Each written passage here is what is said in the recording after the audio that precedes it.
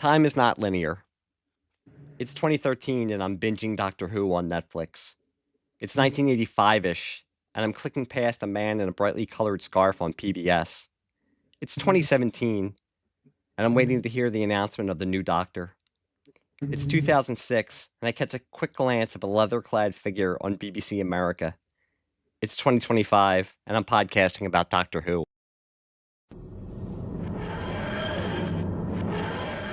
Hello and Happy New Year.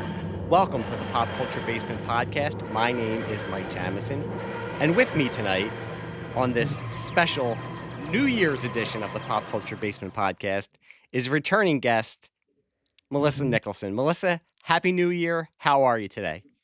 Hey, Happy New Year, and I'm doing pretty good.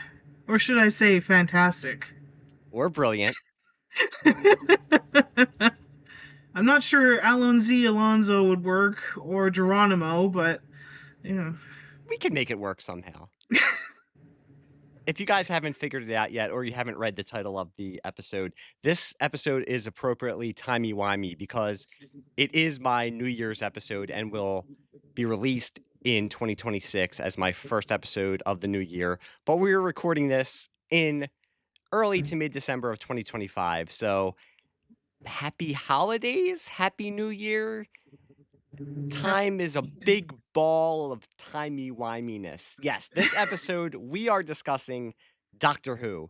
More specifically, new Doctor Who or New Who, 2005 to 2025 and beyond, and maybe some in the past because it's Doctor Who, so we're going to go all over the time stream. Melissa, you were particularly excited to talk about this subject, so I'm going to go to you first. How did you become a fan of Doctor Who? Well, and I'm thinking about this, and, it's hard to believe that it's been 20 years that I've been watching Doctor Who. It just blows my mind. But I started in 2005 when it first came out, and it was kind of a random watch, really. I watched it on a TV with bunny ears and dials. It was like we had this older style TV and in my parents' bedroom, and they were watching something on the TV in the living room, and I went off to, go watch something on my own. And what was on was Doctor Who. And I had no idea what it was. I had never heard of it before.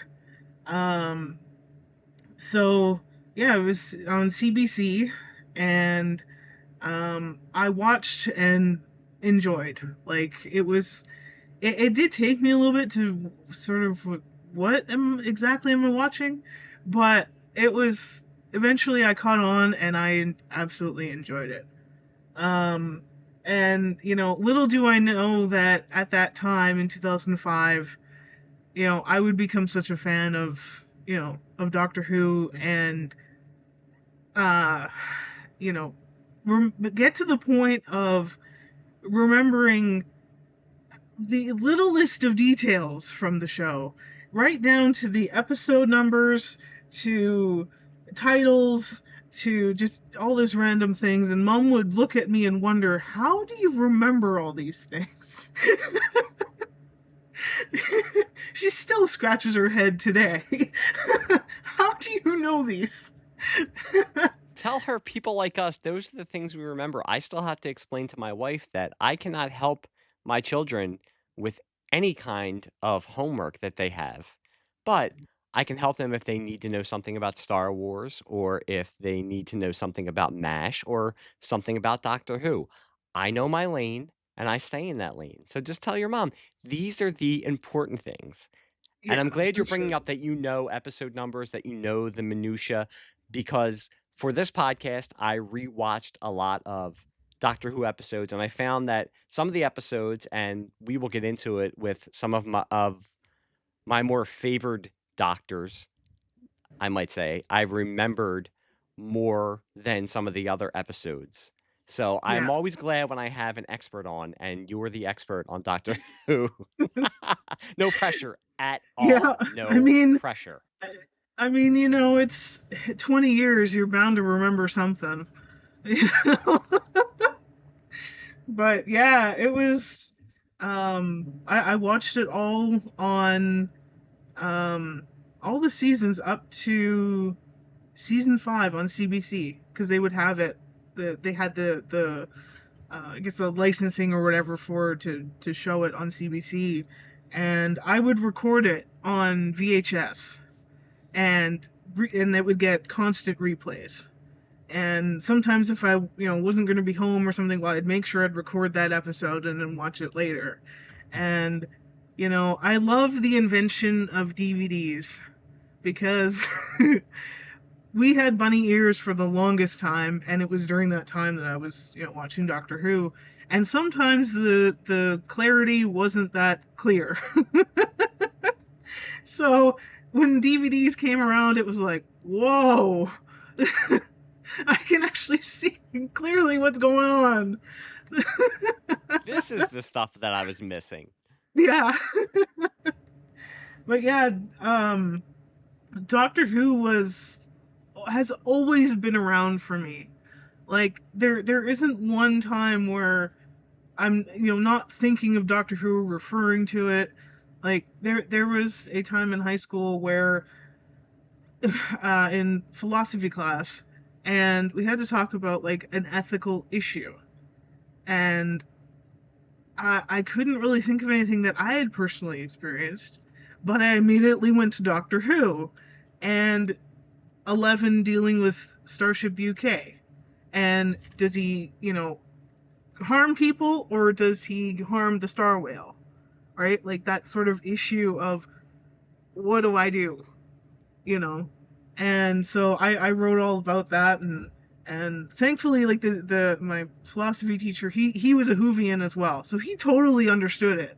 So it wasn't like, what what are you writing?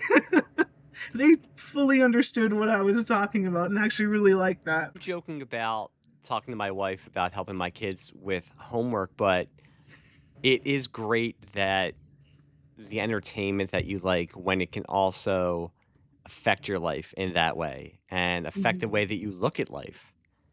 And Yeah. it's not all entertainment, and I'm not saying all entertainment has to do that, because there is always going to be disposable entertainment, and sometimes you need to turn your brain off and laugh or be able Oh yeah. to watch a comfort show. But Yeah. it is always great when something you really love, the entertainment that you really love, be it a TV show, be it a movie, be it a book, be it a comic book, be it music, also affects you and your personal growth and helps to form your outlook. I came to Doctor Who late. In the intro, I talked about clicking around stations in 1985-ish, and I know it was the early to mid 80s. I can't remember the year, so that's why I went with 1985-ish. I Mm. was clicking around in my basement on my old TV that also had bunny ears back then, and did see, I didn't know that it was Tom Baker at the time, but saw Tom Baker and his scarf running past me on the television, Mhm. chased by rubbery looking monsters, and thought to myself, "What is this? I don't know what this is."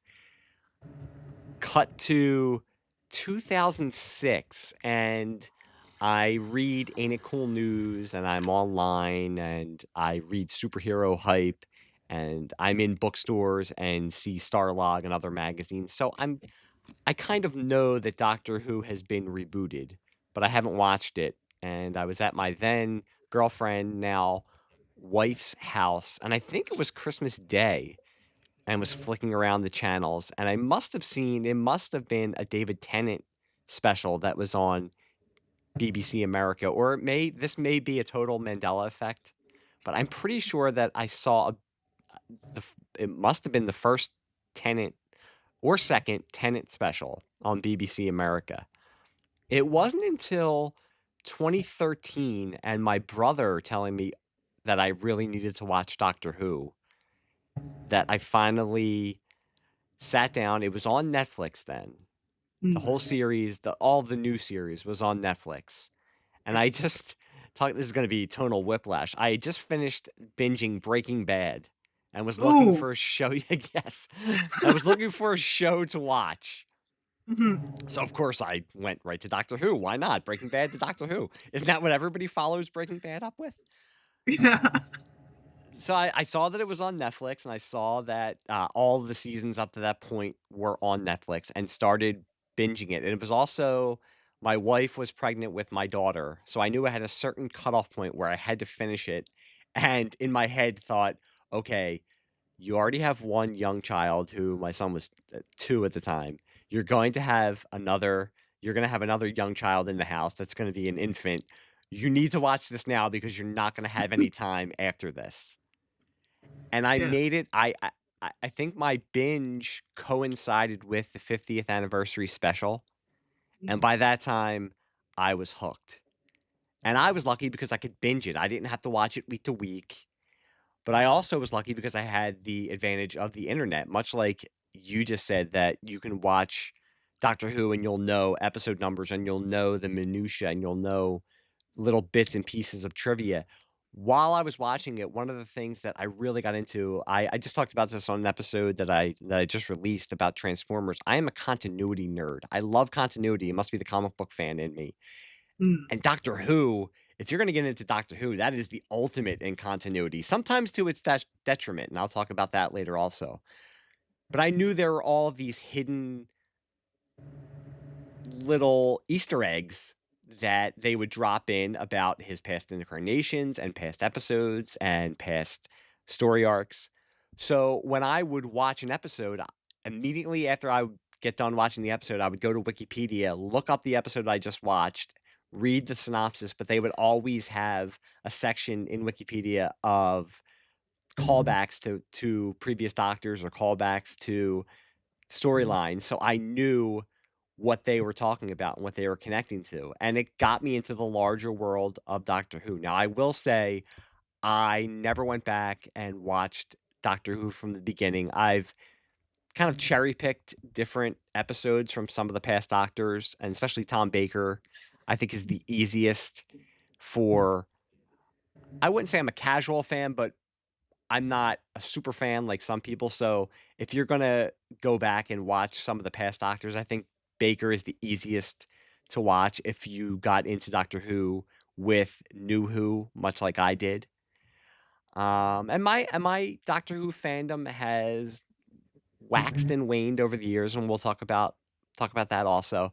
So it was always in the background as somebody growing up as a nerd like I did. I always at a certain point just knew what Doctor Who was, but I Yeah. didn't watch it until 2013. So it's only been about 12 years that I've been a big Doctor Who fan. When we talked about this episode, we were kind of going around about how we were gonna approach this. And I like what we came up with, and we're going to tell the audience what we came up with, but I'm just patting ourselves on the back right now.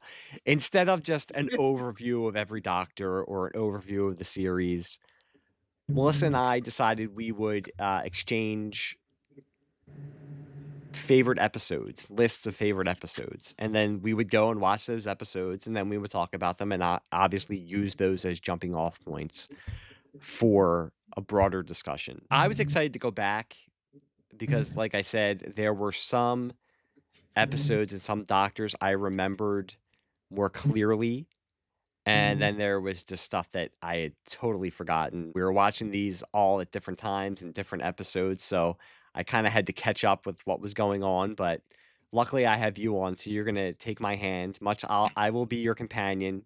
Take my hand, lead me through the doors of the TARDIS, and let's go on our journey through New Who. And appropriately, we start the journey with the Ninth Doctor, Because you Christopher don't skip Eccleston. 9. You never skip 9. You do Nope. not skip 9. Fantastic! Oh, fantastic! So when you said you started in 2005, was it with Eccleston or was it with David Tennant? It was with Eccleston. Now, did Yeah. you watch from Rose from the very first episode? Yes. Okay. Yeah. Yeah. It Wow. was from the very first one. Which I did rewatch that again when when I was doing my rewatch just to bring myself up to date again. If you're just a fan of sci-fi and you didn't know what Doctor Who was, and somebody said you should watch this show, it's a great introduction.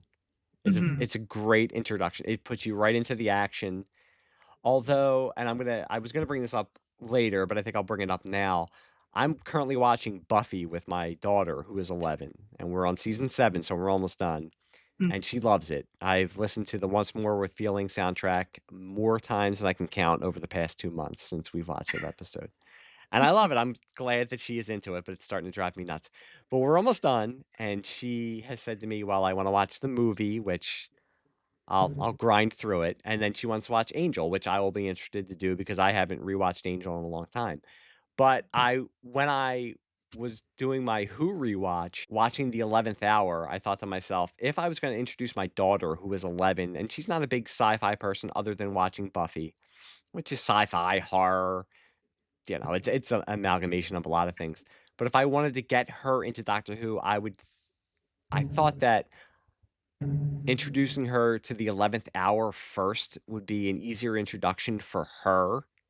I don't know if introducing her to Rose, to Eccleston's first episode, would spur her to watch more of it. So I don't know what your thoughts are on that. That makes sense, actually. I think because it's a little bit more more Whimsical. whimsical, a little bit more kind of modern, so it's a little bit more like, you know, and not as sort of dated as when you go back and watch and it's like, you know, and you have, you know, the sci-fi, like the aliens, you've got everything, you kind of, and you get to know, you know, the doctor and who he is, and it's funny, you know, because he's trying to figure out kind of, you know, what his likes and dislikes, and you know, the bad beans, and you know, and then he comes up to, you know, fish fingers and custard being, you know, the epic snack. So yeah, I could see that would be a good start, I think. And then, you know, you can go back and, you know, watch from there. But I think that would be an excellent introduction for her if she wanted to watch that. Yeah, we're being appropriately timey-wimey through this whole episode, skipping around doctors, skipping around seasons. So we were starting to get into Eccleston, and I brought it to the 11th hour. But the Ninth Doctor, as you said, you do not Yes. skip the Ninth Doctor, was only the Doctor for one series or one season, as we Americans say. Christopher Eccleston brought Doctor Who back, Mhm. and he was a very back to basics Doctor. And kind of very stripped down, especially if you look at if you look at the people who followed him. But still, now with being able to look back with now what, 1, 2, 3, 4, 5-ish doctors that have come after him, seeing his portrayal, he is still the Doctor. Now, I don't know many people who don't like Eccleston as the Doctor. I also don't know many people who say he is their favorite Doctor. But I think the episodes that we picked to watch are a good gauge of what he brought to the show and how he brought it back, because a lot of people might not know. I mean, the show was gone for 9 years. The last time Doctor Who had been on television was a Fox TV movie, which I remember. I don't know if I watched the whole thing. I remember when it was on, and I remember them kind of trying to hype it up because they wanted to make that into a new American version of the show. I mean, it was still a British Doctor, but it was on the Fox network, and it was just a pilot movie, and that was it. Paul McGann played the Doctor, and he has since gone on to do a couple short episodes to connect him to the other Doctors, and he's lived on in books and in radio dramas. And before that, the last Doctor Who regular series episodes had ended in 1989. So it had been a long hiatus for Doctor Who, and it was a British institution. But changing times in the late 80s and dropping ratings, they had stopped production. They were trying to bring it back. This was a big gamble for the BBC, and Russell T Davies was the showrunner. And Eccleston was he says that Eccleston was the first choice, but there were names bandied about that every time there's a new casting for the Doctor, Hugh Grant's name got brought up in the mid to early 2000s and even into the 2010s. I can't see it. One of the names that was brought up before Eccleston was Anthony Stewart Head, who is Giles from Buffy the Vampire Slayer and is a guest star on one of the episodes that we're going to talk about. I think he would have been a good Doctor. I could see him as the Doctor in very much the same vein as Eccleston. Yeah, he would be.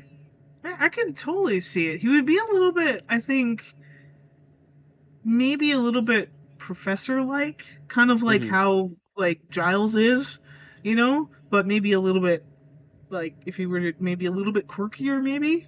Yeah, But I think I could. Capaldi kind of had that vibe as Yeah. especially in his last season where he actually was a professor in the last season, but he had that Yeah. vibe. So I could kind of see Anthony Stewart Head having that vibe also. That's a good observation. But Hmm. Eccleston, I'm speaking with hindsight now, knowing all the doctors that have come after him, and he does stand out because he's not in the same vein as they went for after him, and I think it was a brave choice. And I think for what they were going for with somebody who was coming off of the Time War and was basically hiding a part of himself, holding in the guilt that we didn't know about. They kind of parsed out bits and pieces of what had been going on, and I very much think I was bringing up Anthony Stewart Head and bringing up Buffy. I do think, and I've never seen this anywhere, and it might be, and maybe you've seen it or heard it. I would have to think that Russell T Davies had to be a little bit inspired by Buffy and shows like that, The X-Files, but very much like Buffy with the dialogue, but also the season-long arcs. Now, Doctor Who in the 70s and 80s, they were usually 4 or 5 episode storylines, and that would be it.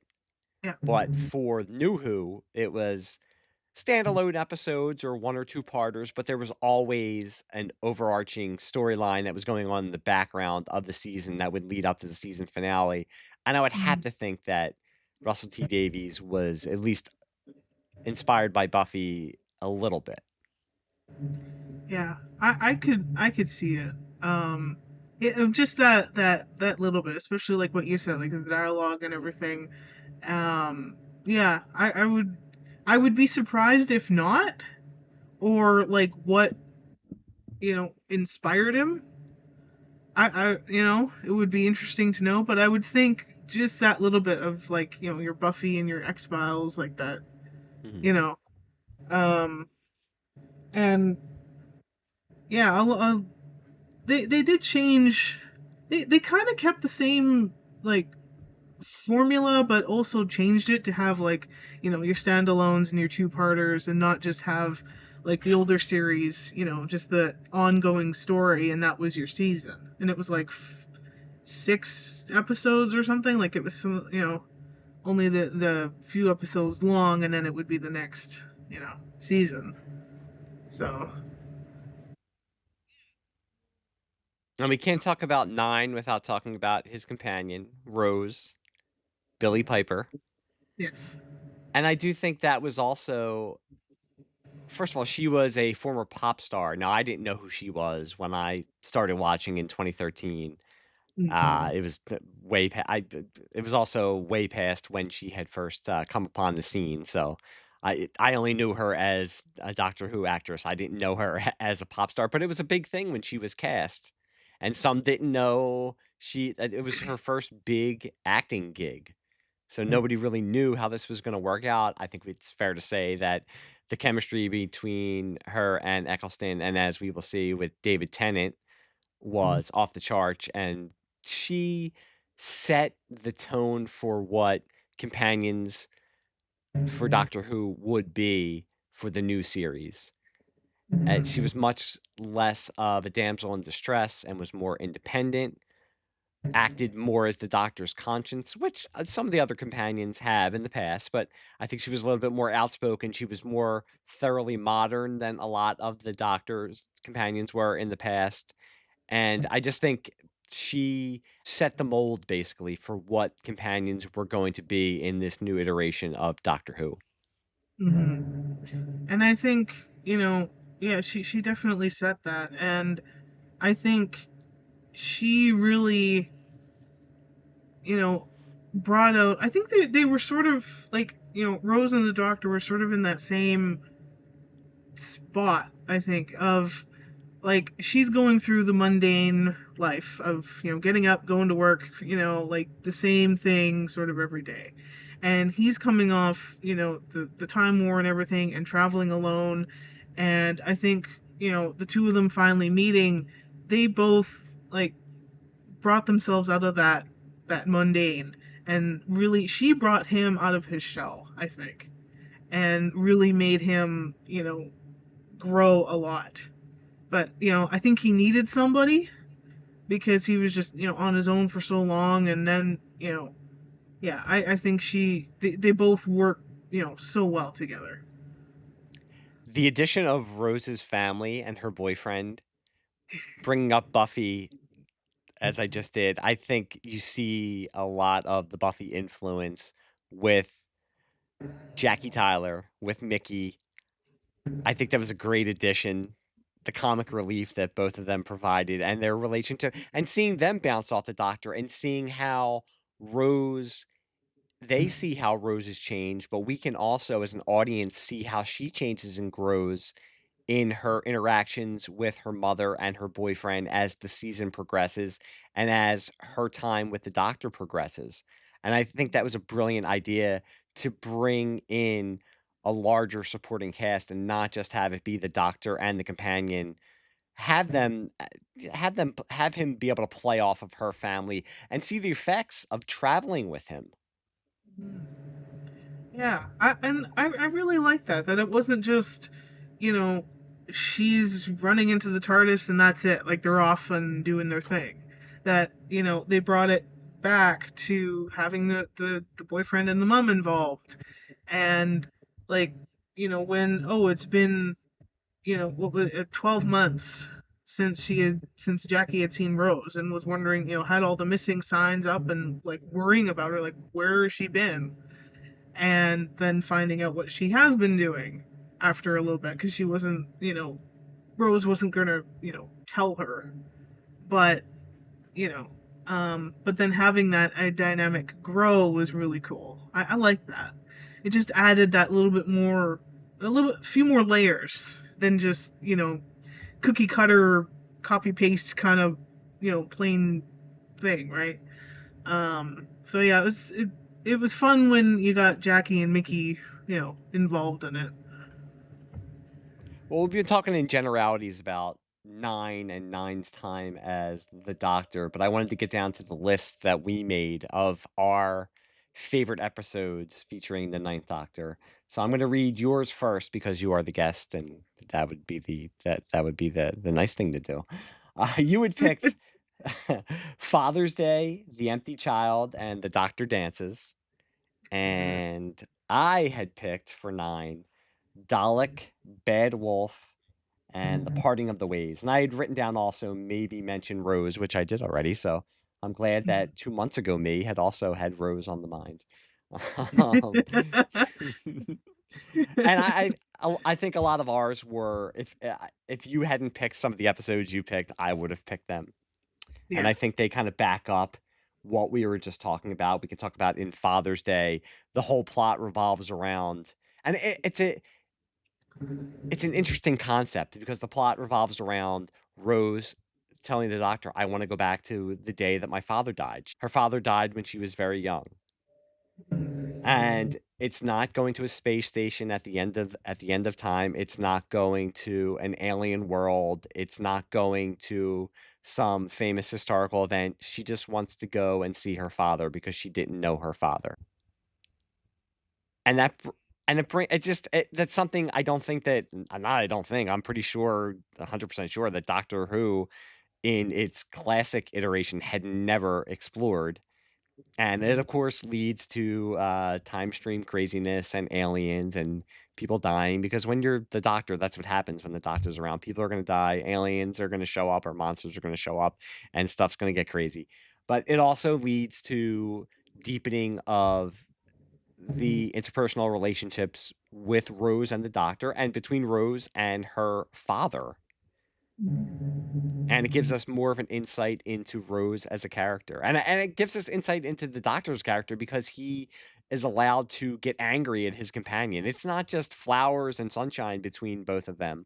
I said that she's his conscience, but he can also eh, the Doctor can be kind. He has two hearts, and both of his hearts can be full of love for the human race and for any races, but he is frequently disappointed with so many people, and especially the human race, because he could see what we could be if we just weren't so stupid as he would call us. And it gets him angry when, especially somebody who considers his close friend, does something stupid and does not listen to him, which Rose does in this episode, which causes all of the time stream craziness. But I think this episode is a great example of what new Doctor Who could do. It didn't just have to be about the monsters and about the jump scares and the aliens. It could also be about the personal relationships of the characters. But this was one of your choices, so I want you to tell me why you chose this one. Oh, I really really like this one. It's quite an emotional episode, really, because it's we kind of get to know Rose, and that she her father, basically, like, you get to know what happened to her father, because obviously when you initially meet her, it's just her mom, and like her and her mom. And so you get to find out that, well, her father passed away when she was really young, and she didn't get to know him at all because, well, she was just so young. And so she wanted to, she wants to go back to see that moment when he passed, and then wants to be that person who sat with him, you know, while before the ambulances came and whatever, and just sat with him. And then she ends up saving him, which she wasn't supposed to do, because that's your fixed point in time. Yeah. But I really like it because she gets to have the, like, yeah, it was a really stupid thing to do, but she gets to have some interaction with her father. She kind of gets to know her father and who he is as a person. And it's really neat when he realizes that he's talking to his daughter, from the future. And then he's asking all these questions because he's just a curious person. And he kind of gets like, how's this, And so I really like that I think she, in this episode, kind of gets a little bit of closure, that she got to see her dad, she got to talk to him, she got to have that interaction. And unfortunately she had to see to it that that fixed point happens. But I think that would have given her that closure, that yeah, she was there, she she got to meet him, and that I'm sure that emptiness isn't there, because not knowing who her father was at first, for the many years of her life. So yeah, I really like this one. It also It's speaks to, you're saying, getting to know her father. She is mhm, going off of the stories that her mother has told her about her father, and she has built up in her mind what her father was. And when she does meet him, she sees that, yes, he may not have been what she built up in her head. He might not be able to rise to that occasion, but then he proves that in his own way, he is still her father and he loves her. And she is still proud of him. And yeah. I think that's great. He yeah, he wasn't the most successful, but he had so many ideas, but he's still a good man, and somebody who she can see as being um proud that he's her dad, you know that she is proud of him. So yeah, I really really like this one, and it has a little bit of the, there's the sci-fi element with the Reapers that are basically eating up time, and I like that there's that little bit of a horror element to it because you've got people disappearing, kind of a one by one kind of thing, and so And I really like that as everybody's stuck in the one place, barricaded, yeah. no hope. You never want to put the Doctor in that situation because you know he's going to figure a way out and save the day. But Exactly. you never want to corner the Doctor. No. Nobody puts the Doctor in a corner. No, not the oncoming. Don't put the oncoming storm into a corner. Baby and the Doctor are two people you do not put in a corner. No. Yeah. But yeah, and I like it too because you, like you had mentioned, that the Doctor can get angry at his companions. That it is not, all smiles and good things, and there are those moments where you did something you shouldn't have, and the Doctor's going to be angry with you, but he will, he's not gonna, like he had said in the episode, like he's, I would have never left you. Yeah, he stormed out the door angry, which rightfully so, but he wouldn't have left her, and I like how this episode isn't, it's simple in, okay, figuring out this is going on, what's happening, okay, and him figuring it out, but not, having some random gadgets and things and whatever. He uses an old phone and charges it up, and then when he discovers the key is lit up, so he has the connection to the TARDIS, and I love that too. That just simplicity of, okay, I've got this figured out now, and there, But I think I love that the father-daughter interaction, that she finally got to do that, or was able to do that, to kind of give herself that personal closure, so it's not so much just knowing the stories and things that her mom has told her. Yeah, and the Doctor and Rose in this episode, it's very much a lover spat, which leads us into the two other episodes that you had chosen. Yeah. The Empty Child and The Doctor Dances, which were the first two episodes that Stephen Moffat wrote for the series, and also Yeah. introduced us to John Barrowman as Captain Jack Harkness, one of the more Yes. popular characters of the new Doctor Who revival. And it kind of introduces a new partnership, a new companion, but also almost a lover's triangle between the Doctor, Rose, and Captain Jack. If Father's Day was just going back to your own point in time, and I said it wasn't going back to a famous historical point in time, these two episodes, we are back in World War II Britain. The episode we just talked about had horror elements. I think these two episodes really ramp up the creepiness, and I think it was one of the first catchphrases almost that came out of the new series with the "Are you my mummy?" I even knew that before I knew what it was. When I think when I watched the episode for the first time, I said, "Oh, that's what that's from." And we also get to find out if the Doctor dances. And when we say dances, we mean, does the horizontal mambo? Would that be? Yeah. It brings in the Doctor and his companion through the whole series. Maybe not with William Hartnell in the original, because he was a grandfather figure, and it was actually his granddaughter that he was supposed to be traveling with. So Yeah. that would just be weird unless the Doctor was from some backwoods town in Kentucky. But for most of the Doctors, I think starting with Tom Baker, there's been some element of attraction between, maybe if not always between the Doctor and his companion, with the companion towards the Doctor.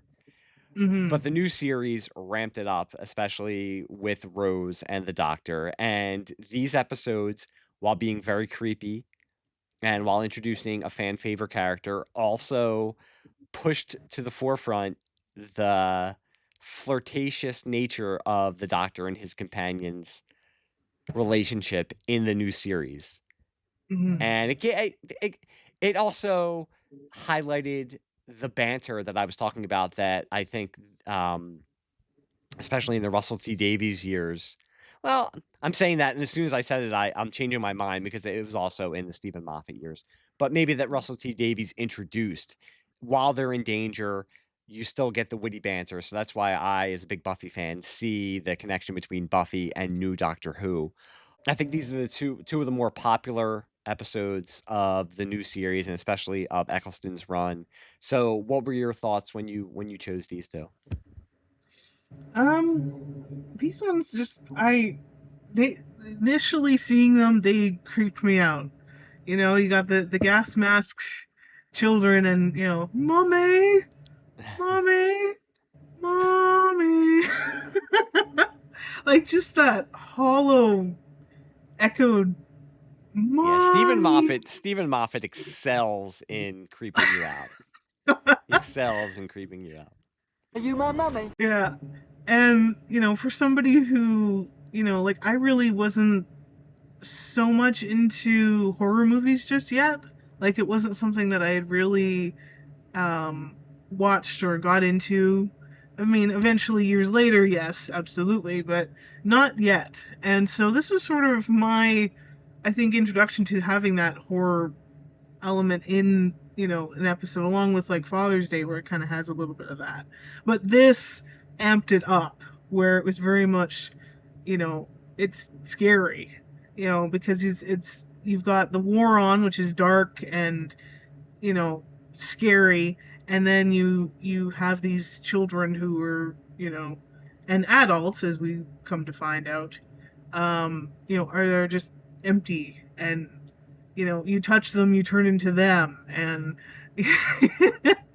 you know and I really I like when things are kind of set in like a historical period. I think that's really cool because you get to kind of explore that world.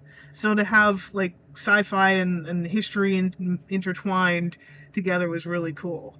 Um, but yeah, and then it's more of getting that relationship with the Doctor and Rose, and that Rose is all about the tech. Can you do a scan for alien tech? And give me Spock for once.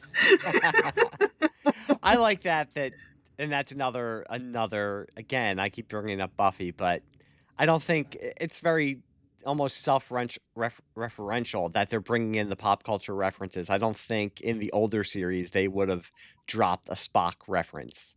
And you're bringing up No. the horror also. They classic Doctor Who, they would always say that the kids would watch from behind the couch for the certain horror episodes. And I think Hmm. this brought that tradition into the newer generation. But you've got the horror elements and the sci-fi elements. But then on the flip side, you're also introducing Captain Jack Harkness, who can't help but be a shot of brightness and charisma into these dark episodes. And Yeah. I don't know about you. I love John Barrowman. I think he's great in the role. I was glad that he went on then to be a companion for a couple of episodes, and I liked the three of them. I liked their chemistry together. And you could tell the Doctor gets frustrated with him, but you could tell he's also kind of bemused by Captain Jack, by his bravado. He knows he's a con man, but the Doctor at his heart is a con man also. The Doctor's a liar. He'll tell you he's a liar. He'll tell Yeah. you he's 941 years old unless I'm lying. He doesn't know. So I think he sees, he feels like he's looking in the mirror a little bit. He's found the kindred spirit in Captain Jack. And of course, Rose is attracted to him, and Captain Jack is attracted to Rose. He's attracted to the Doctor also. Yeah. So I love that. I love the dynamic of that of the three of them as the TARDIS team. And these are two of my favorite episodes. I remember I got my mom into Doctor Who because my mom was a big Buffy fan. She used to watch with me and my friends when we would watch Buffy. So I said to her, "If you like Buffy, I think you'll like the show."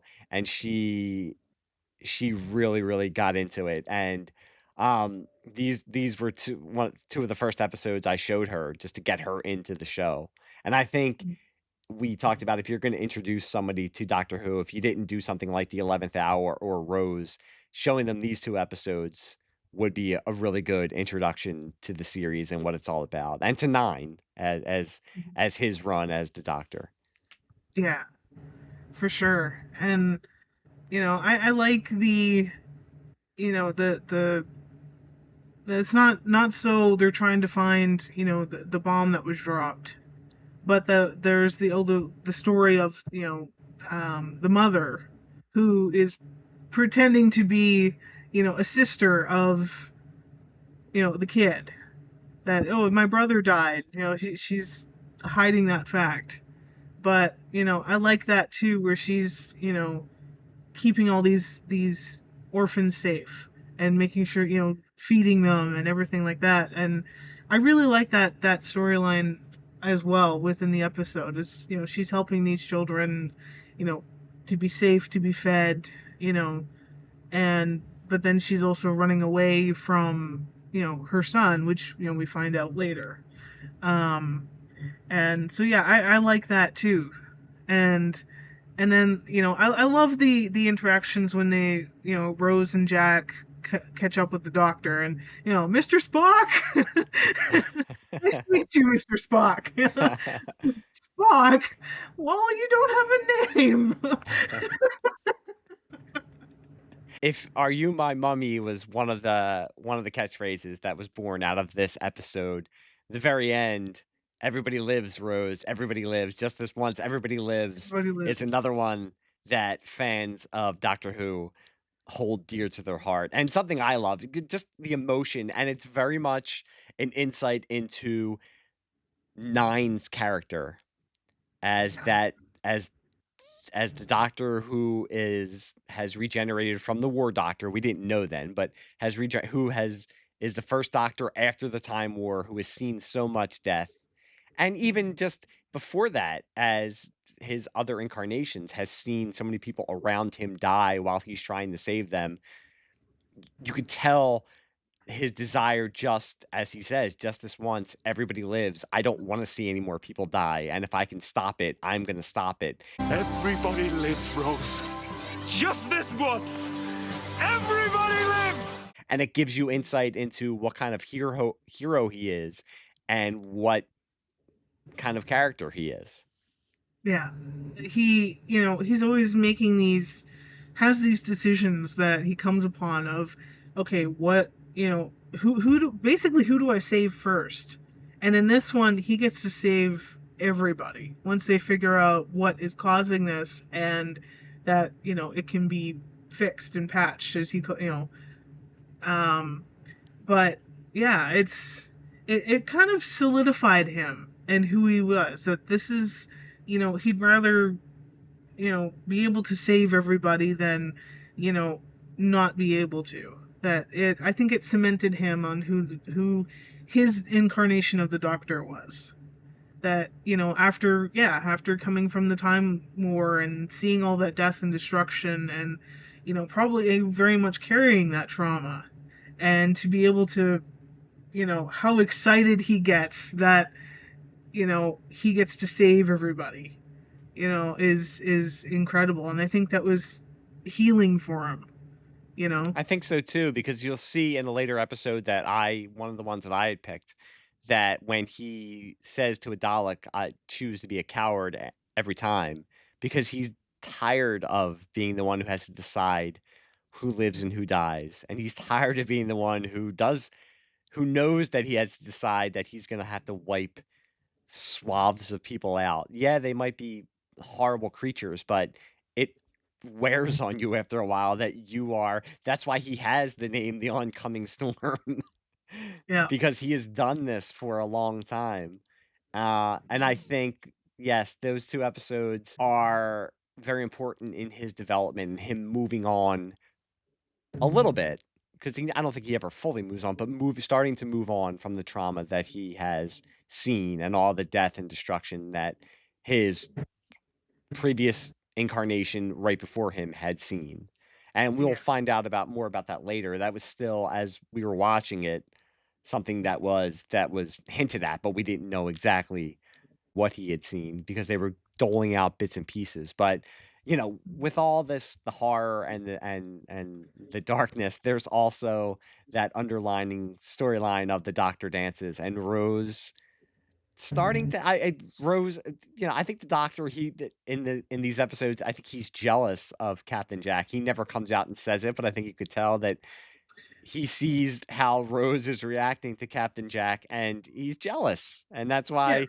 by the end he does say, I remembered how to dance." And Rose, it's weird because we'll talk about it with 10. I think most people remember or think of Rose and 10 together, but there is a palpable chemistry between Eccleston and Billy Piper, and you Mhm. buy their relationship as friends who are a little bit more, maybe not with benefits, because I don't think anything happens between them, but I think they're friends who both of them have feelings for each other that go beyond friendship. Mhm. For sure. And the jealousy part where they're stuck they're in the hallway, and do you have a sonic cannon? What? Because Jack's got his sonic blaster, and he's like, he holds up the sonic screwdriver, and he's like, what? A disruptor cannon? What? Screwdriver. Like, he's just so hesitant to be like, eh. And then they crash to the floor, and who looks, like that. My favorite quote of all time from that episode is, who looks at who sees a screwdriver and thinks, ooh, this could be a little more sonic.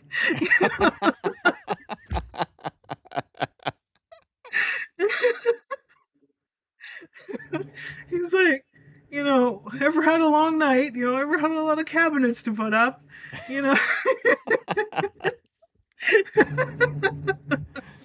Well, we're laughing, and they do over many episodes in the series.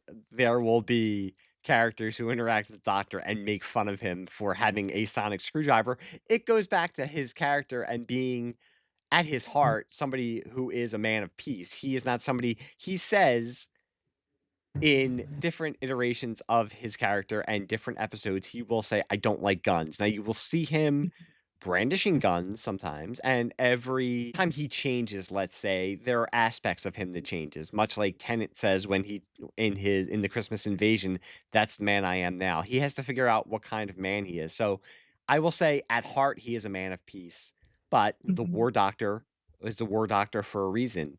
And I'm kind of leading into one of the episodes I chose, which is Dalek, that you see a character who wants to save everyone and wants to be the hero and be the savior, but has a hatred for his archenemies, who are the Daleks. So a hatred for the whole race.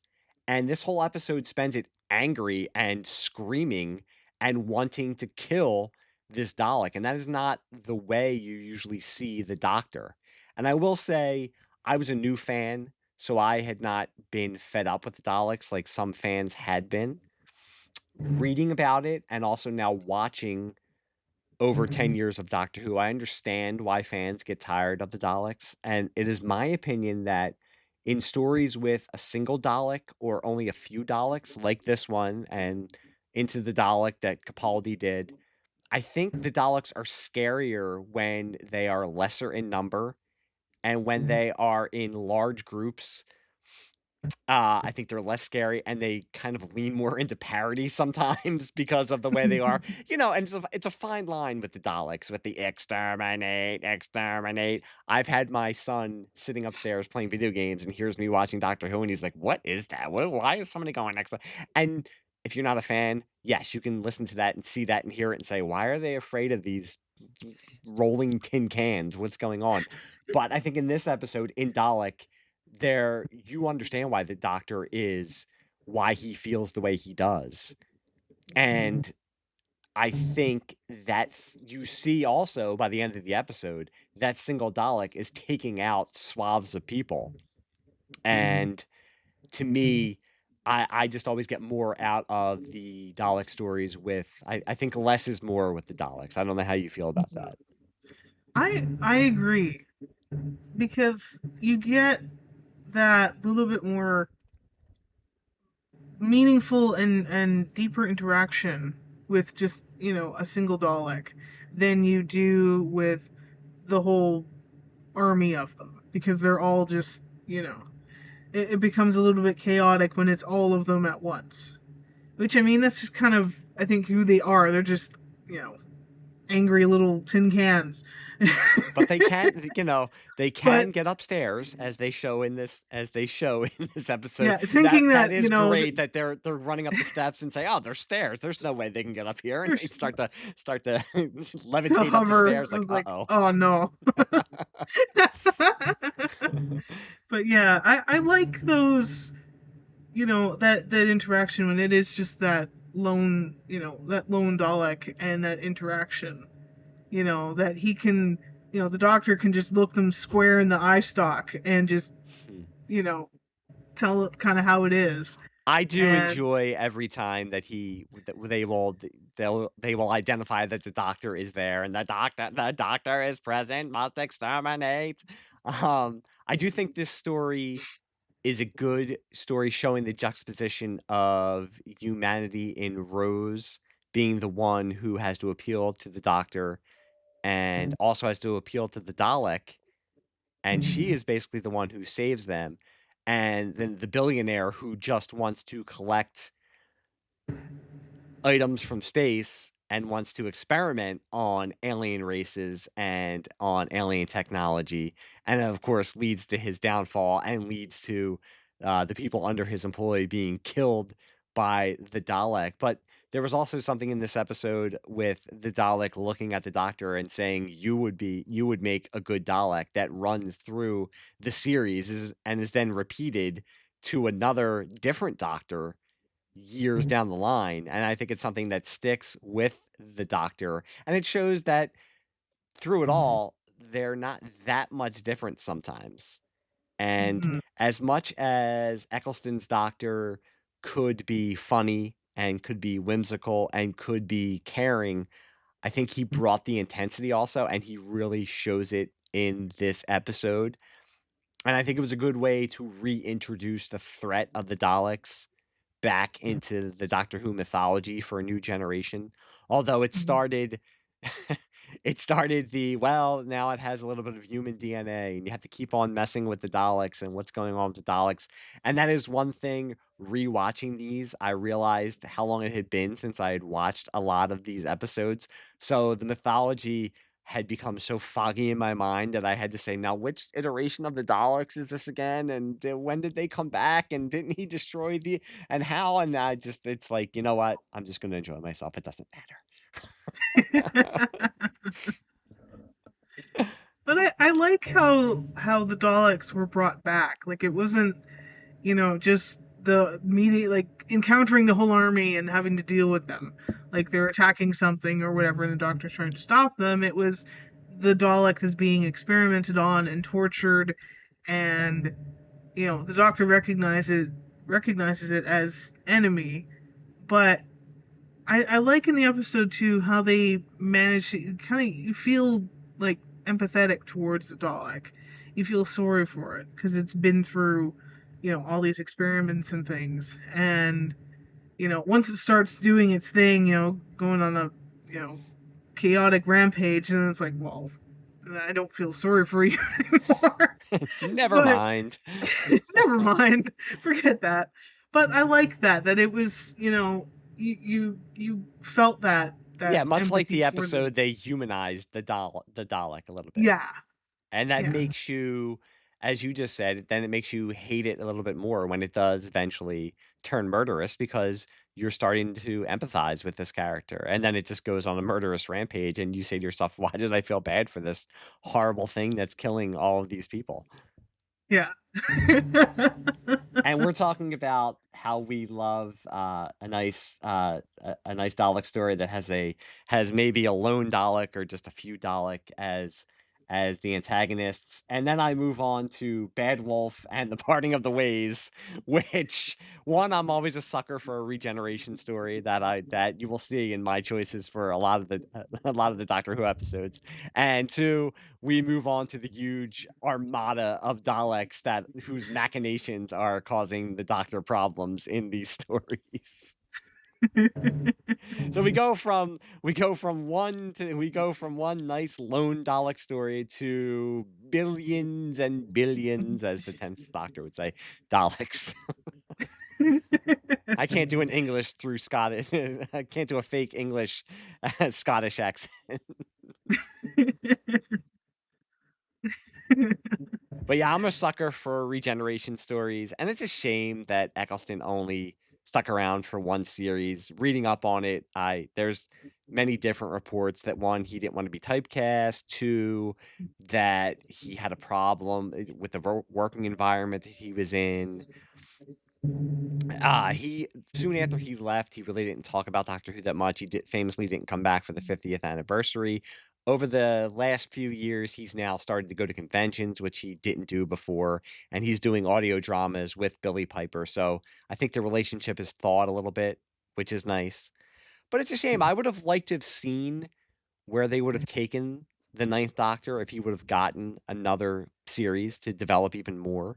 I think it would have been very interesting to see what his and Rose's relationship would have been if they got to spend a little bit more time together.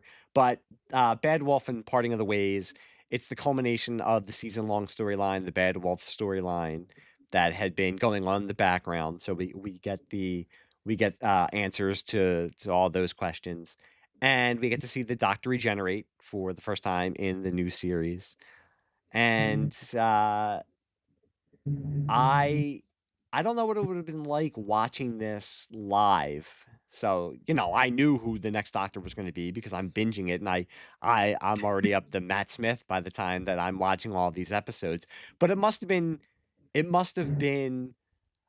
well, it's weird. I was going to say it must have been a shock, but probably not, because famously, the first episode of the revitalized Doctor Who aired in March, I think, of 2005. Only 5 or 6 days, maybe a week after the first episode premiered, it was announced that he was going to be leaving the show. So Yeah. maybe people weren't as online back then as they are now. So I'm sure there were some people who didn't know, but I'm very surprised that the series was as successful as it was that first series, because you knew a week in that, oh, we're getting a new Doctor. This guy who everybody seems to like isn't even sticking around for a second series.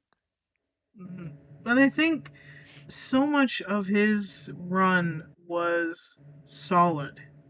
Like from the get-go, it was solid. Like I don't really have an episode that I don't like or don't, if I'm watching the series again, like I skip over. Like I will watch all of them. Even Boomtown? Yes. Boom, I don't hate it. I don't hate it. There's always I feel like there's always, and this is every series, it doesn't matter.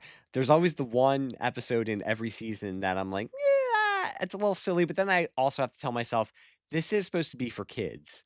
Eccleston famously said he did it. He was very nervous about taking on the role, one, because it was bringing back Doctor Who, but two, because he had always acted in prestige kind of stuff, or he was in plays and shows on Broadway or in the West End, and he was happy that he was going to get to do something for kids, and that kids looked up to, and that we're going to introduce kids to Doctor Who. He was nervous about taking on the mantle, but he was happy that he was going to be doing something for a younger generation. So I have to tell myself that, I can fall into that nerdy, snobby kind of, oh, why is this silly? But why is the Doctor running with the Olympic torch? But then I have to tell myself that there's a 9-year-old who's watching this, and I just say to myself, shut up. Stop it. I do think I like these episodes a lot. I like that we get to see the Doctor's intensity in wanting to save Rose and to save everyone again.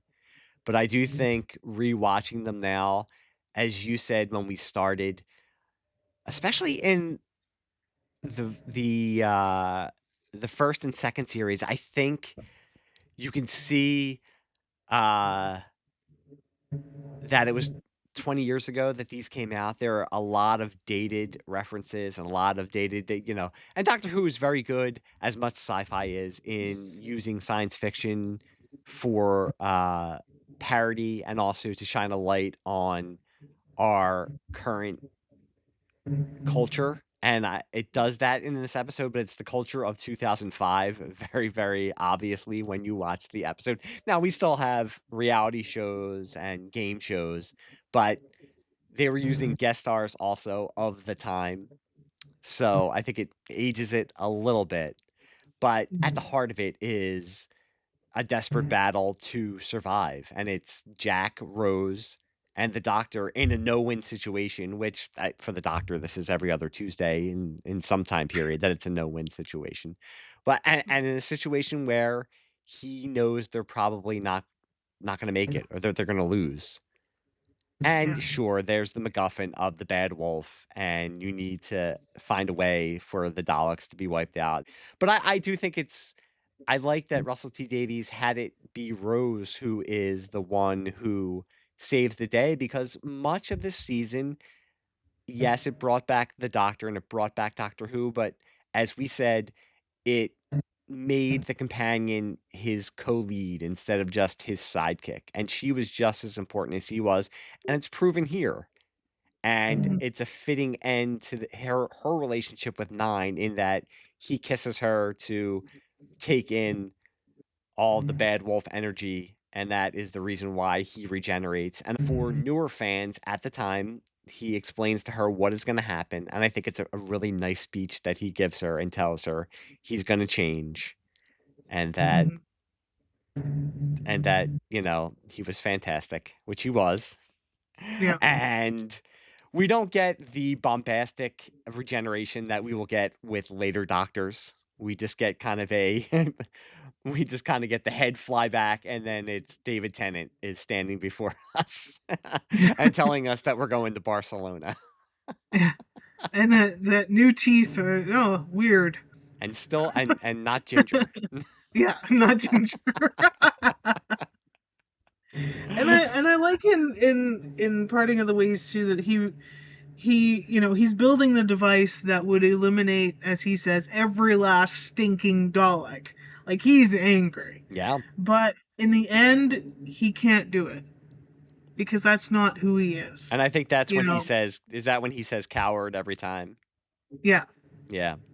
Coward every time. And I love that. I love it, because who doesn't want to be, as with most heroes, that's what the Doctor represents the best in us and what we want to be. And would I make that decision? I would love to say that I would. I don't know that I would, but I would like to think that I could, and I admire him for being able to say that. And I that's a great line, coward every time. And that's what he should be. He's the Doctor. That's why he chose to be the Doctor. Mm-hmm. Because he will, he's not. Yeah. He has the wave of destruction and everything, but he's not. He's not going to cause a whole genocide, which I'm sure he was probably looking at that in that light as, like, yes, these Daleks are evil, they're heartless, they're all these things, but at the end of the day, they're still a living entity, as he knows when they got to look inside the Dalek, and that's when he just can't do it, and I like that it ended up being Rose with the time vortex, wiping out the Daleks. I like how that went. I think it was a fitting ending to the mystery of the. I like how Russell T Davies. There's that one shot where they pan out and the whole playground, or is it the parking lot, and you see Bad Wolf written on it, and it showed. And the budget would get even bigger as Doctor Who got more popular over the next couple of years. But even in the first series, the budget was considerably bigger than what Doctor Who had, especially in the 70s and 80s, when, yes, it was popular with Tom Baker, but it was always famous for filming in empty empty rock quarry yards as an alien planet because nobody would be around and it would look the terrain would kind of look alien. Yeah. So they did take advantage of the and some of the CGI when you watch it is very, very early 2000s, but that's any TV show and movie from that time period. But it's still the budget gave them the opportunity to do things that they couldn't do before. For sure. And I like that, we had mentioned earlier that, the companion not being the, the damsel in distress, not the, zoom in at her screaming, which was very much the older series, but that she was willing to, when they're in that little restaurant kind of thing and they're just sitting there having chips and Rose is like, I can't just, sit here and do nothing. We're eating, like, she just throws it and goes out the door because she wants to, help in some way. She's not willing to just. It also makes you think, if you've gotten to see all of this stuff, if you've gotten to travel with the Doctor and see all the amazing things that you would see, and then you're just sitting eating fish and chips on a dreary corner in London, how does that feel? And I think the series with multiple companions has addressed this, that their lives are changed, especially with the Tennant Doctor. You see how he affects the lives of his companions and the people around him. But I think it's been something that's run through the whole series of how does your life change once you jump into this police box and travel to the ends of the universe? How do you go back? And we'll see that in one of the episodes that we talk about with the 10th Doctor. But before we get to that, since we're closing the book on 9, do you have any final thoughts? I mean, we'll talk about it at the end of the episode of who our favorite Doctor is and all that kind of stuff. But do you have any final thoughts on Christopher Eccleston's version of Doctor Who? I really enjoyed his incarnation. I thought he wasn't, sort of bombastic or extra quirky or anything, but he still had his quirks. He had a heart, and I really like that he, allowed Rose to really let him kind of get out of his shell of where, like I kind of said earlier, of how, he was sort of stuck in that, and she was sort of stuck in that mundane, and they both grew over that time that they traveled together. And I really liked his character. It was, grumpy, it was snarky, it was cheeky. He was just, a really fun, Doctor. And I really enjoyed what Christopher Eccleston brought to that character. Yeah, building on what I said before, I think you know that you like a character if you're disappointed that you don't get to spend more time with them. And Yeah. as I said, I was disappointed that we as a collective audience and as fans didn't get to spend more time with 9. And yes, you can listen to the audio dramas and you can read some of the books. It's not the same. I would have liked to have seen where Christopher Eccleston would have taken the character after having one series under his belt and being more comfortable. I think he was the perfect actor and I think he and Russell T Davies, no matter what was going on behind the scenes, I think Russell T Davies and Billy Piper, and to some extent John Barrowman and all of the other actors, Camille, I'm probably saying her name wrong, Collardi as Jackie Tyler. I think they were all the perfect actors at the perfect time to bring back Doctor Who. And I think the chemistry between Eccleston and Billy Piper was one of the driving forces, and I think that really helped to establish the series as something that was, sure, the same as what we had before, and we're still getting the monsters and aliens, but now there is this new modern wrinkle, and I think that was able to bring in new fans. Before I go, I just want to tell you, you were fantastic. Absolutely fantastic. And you know what?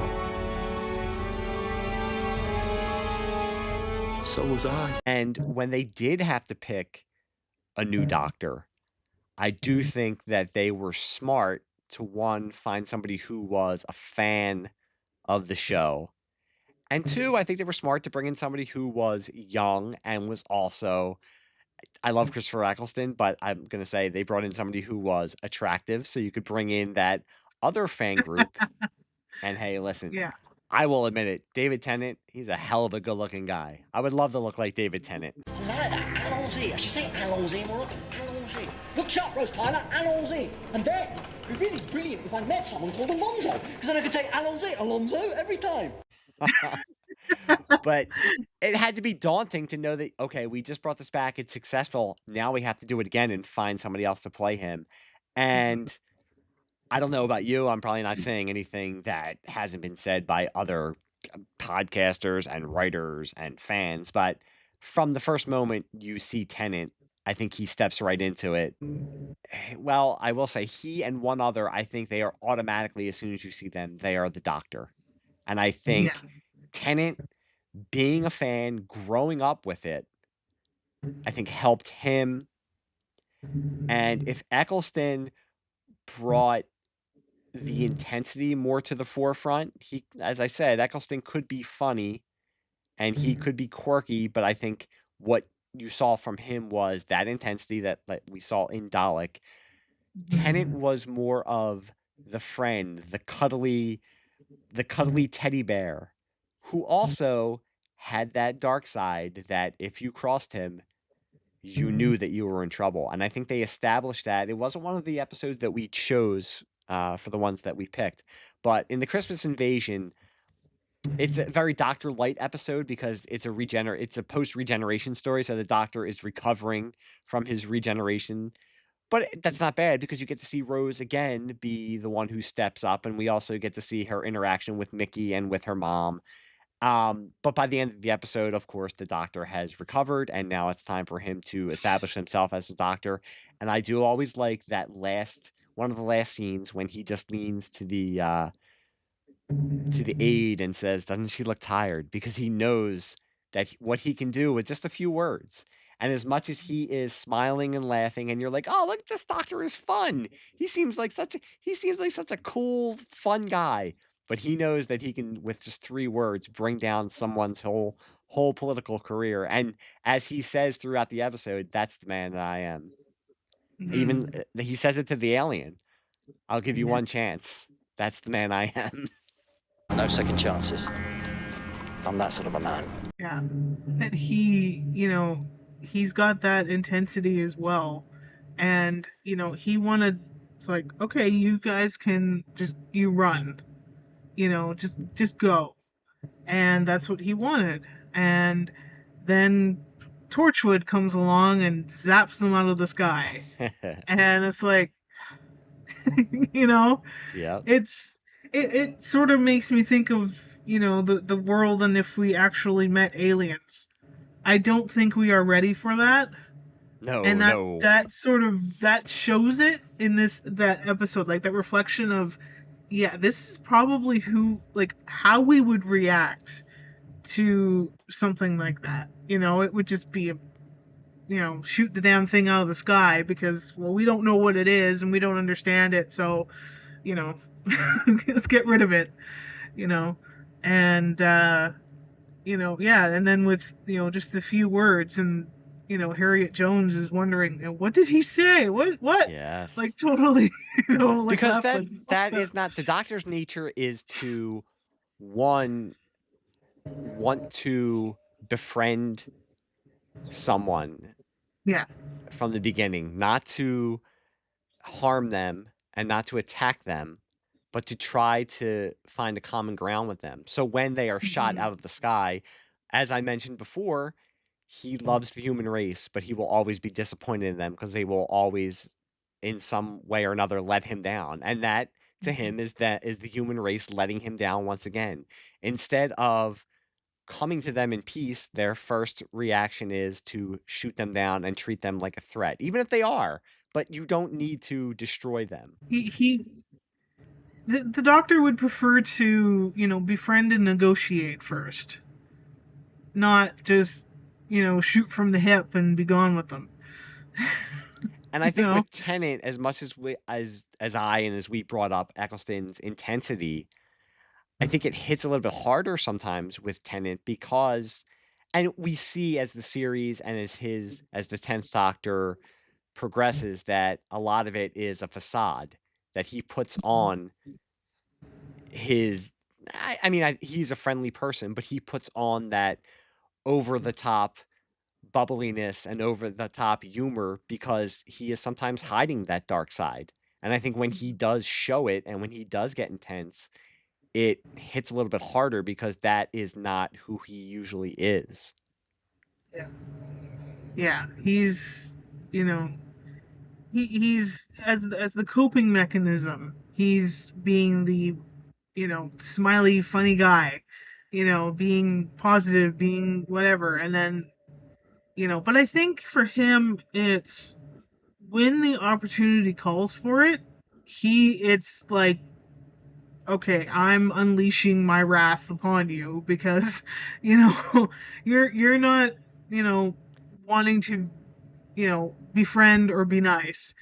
That's it. He's gonna unleash that intensity upon something, but not, not in the way of, I'm gonna, kill you or anything. It's you are gonna like listen to me, and Well, I'll like bring it up no, and then I'll segue right into two of the episodes I picked. yeah, Human Nature and The Family of Blood, which those two may be my two favorite Doctor Who episodes of all of the new series.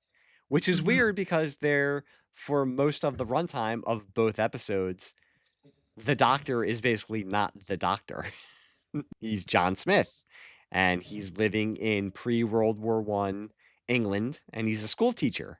And his companion, who is Martha Jones, it is not Rose, it's Martha, who came after Rose left the Doctor, is there also, and she's working as a maid. They're at a school. They're at a boarding school for young boys who are also getting ready to fight if they have to. They don't know it yet, but in a year's time, it will be World War One. And as you said, when he has to show his intensity, it has one of I would say it's probably my favorite sequence of Doctor Who at the end when he does finally when he does remember that he is the Doctor, and the speech by the alien race that says, "We know now why this doctor who had fought with gods and with aliens had run, because he was being kind, because he knew what he would do to them if they crossed him." And then the villain goes on to describe what he did to do to them as revenge, because over the two episodes, the doctor, thinking that he's human, has fallen in love with a nurse at the school and finds out that when he has to revert back to his Time Lord self, that he is going to basically lose who he has become as a human, and he's not going to be able to stay with this woman that he has fallen in love with. And because of doing this to him, the doctor, I'm not going to say these all correctly, and you would think I would because I've watched these episodes a billion times, but it's still, there's times where I'll just post on Facebook the whole speech because I think it's a great speech. All the, tricking his father a into a collapsing star, and I don't know how the doctor does this. They never explain how he can do some of these things, like put his sister into a mirror, every mirror in the world, and as he says, every time you think there's something in the corner of the mirror looking at you, that's her every yeah, time, and left the one looking over the fields of England as a scarecrow. I don't know how the doctor can do this. I don't know where he's gotten this power to do this, but yeah, it's an amazing speech. I would tell everyone to seek out the speech because I am not doing it justice, but I do think mhm, it represents that. I like that they say he was being kind because yeah, the doctor knows deep down that he has the capacity for anger and for vengeance, and that if you push him far enough, this is what he will do.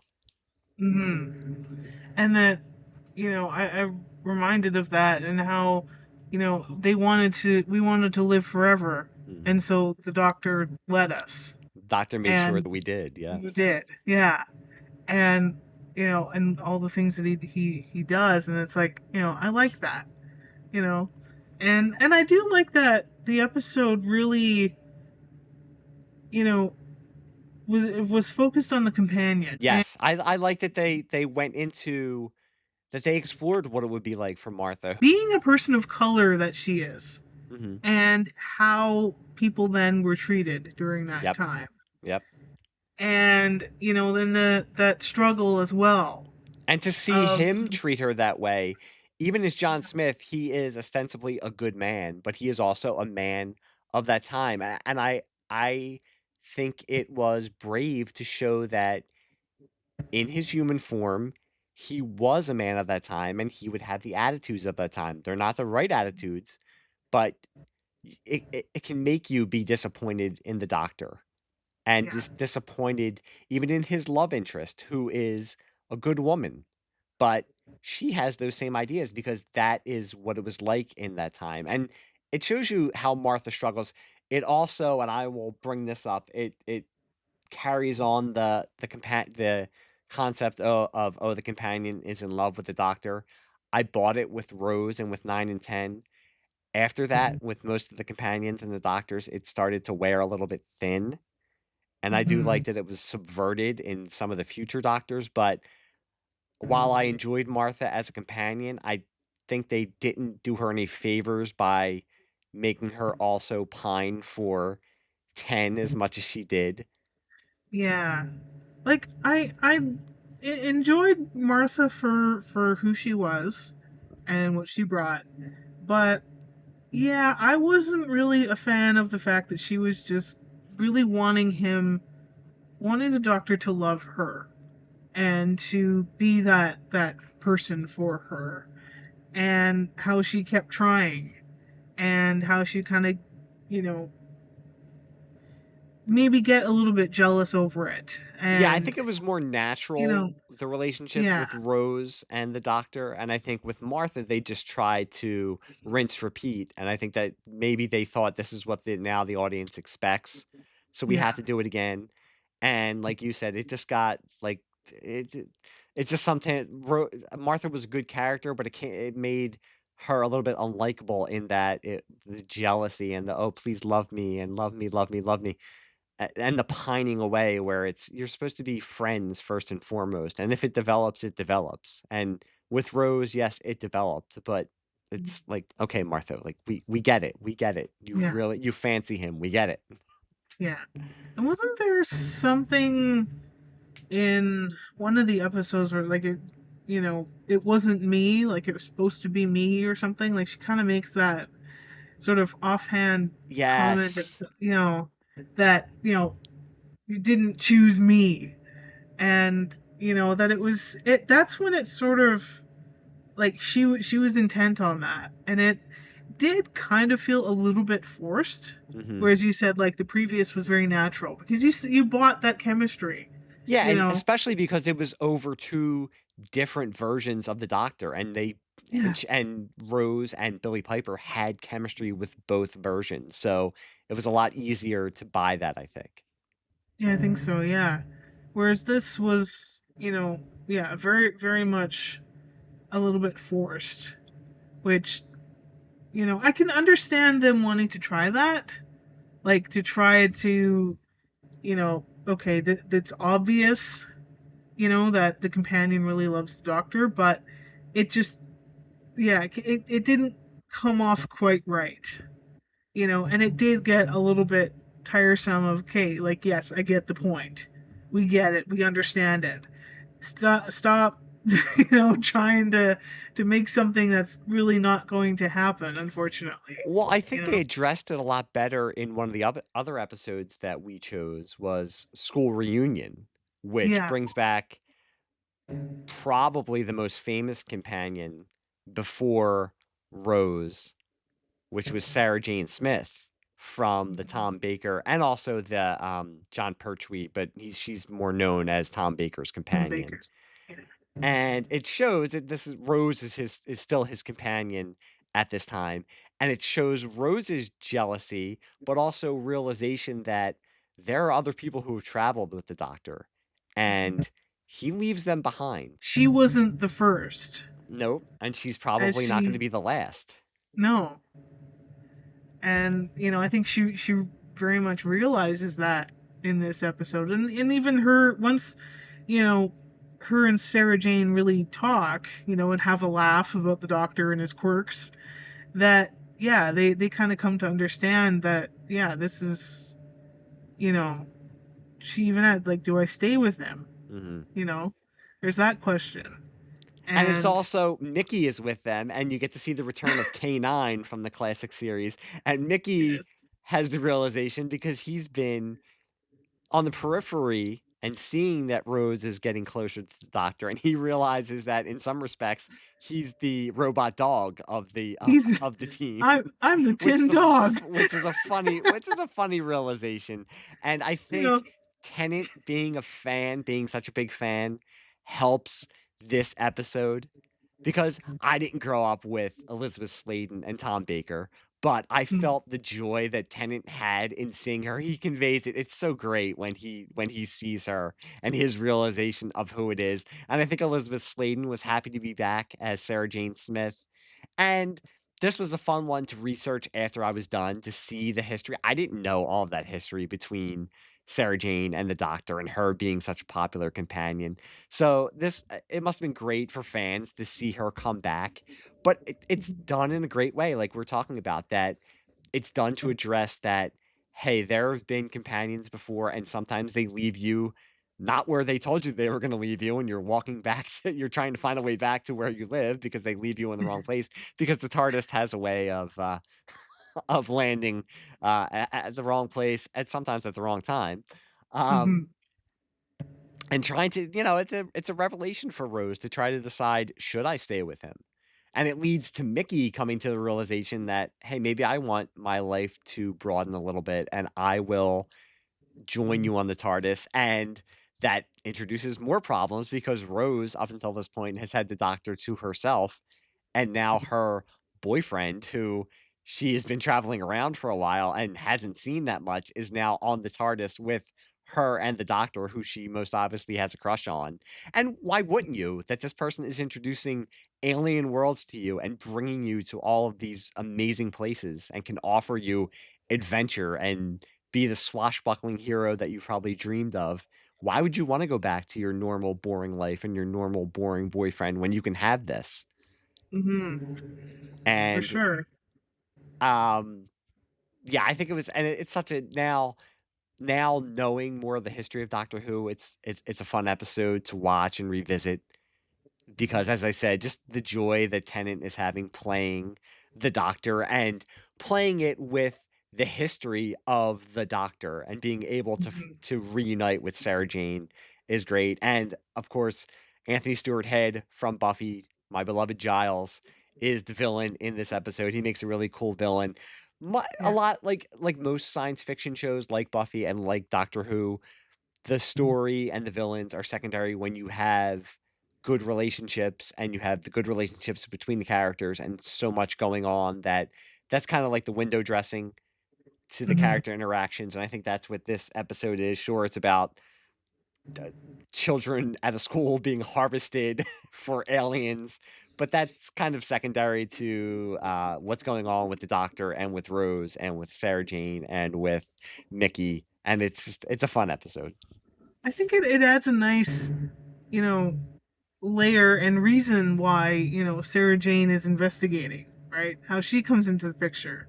That she still has that sort of, curiosity, and like, okay, there's something weird going on here. I want her to investigate it, very much like how she used to. It also shows that she was kind of the archetype for what the companions would be in the new series, that she just wasn't. She had aspects, and even now, the companions have aspects of damsel in distress, and it doesn't have to just be a damsel. It could be Rory in distress. But she was a little bit more modern for the time, and she was a little bit more headstrong, and it was more inquisitive. And I think she served as an archetype for what the companions would eventually become in the new series. For sure, yeah. And it just, really, You know, I really enjoy that episode, and it's just, you know, a lot of, you know, realizations in that one. And I think honestly the funniest is, you know, Mickey's, where he's, you know, I'm the man in Havana, I'm the technical support, I'm the tin dog. Listen, Mickey, you are no K9, sir. I know K9, and you are no K9. Or like when they're outside and K9's like, we are in a car. We are in a car. We're in a car. We're in a car. And I think only Tennant's doctor could express the joy that he has in seeing K9 and not make it come off as stupid or silly. You believe that he really loves that tin dog? Yeah, and Rose is like, whoa, he looks so disco. Yeah, it looks so disco, and that's great how they have to address that, because this was the future in 1978. Yeah. Like, hey, this was like cutting edge. This was cutting edge.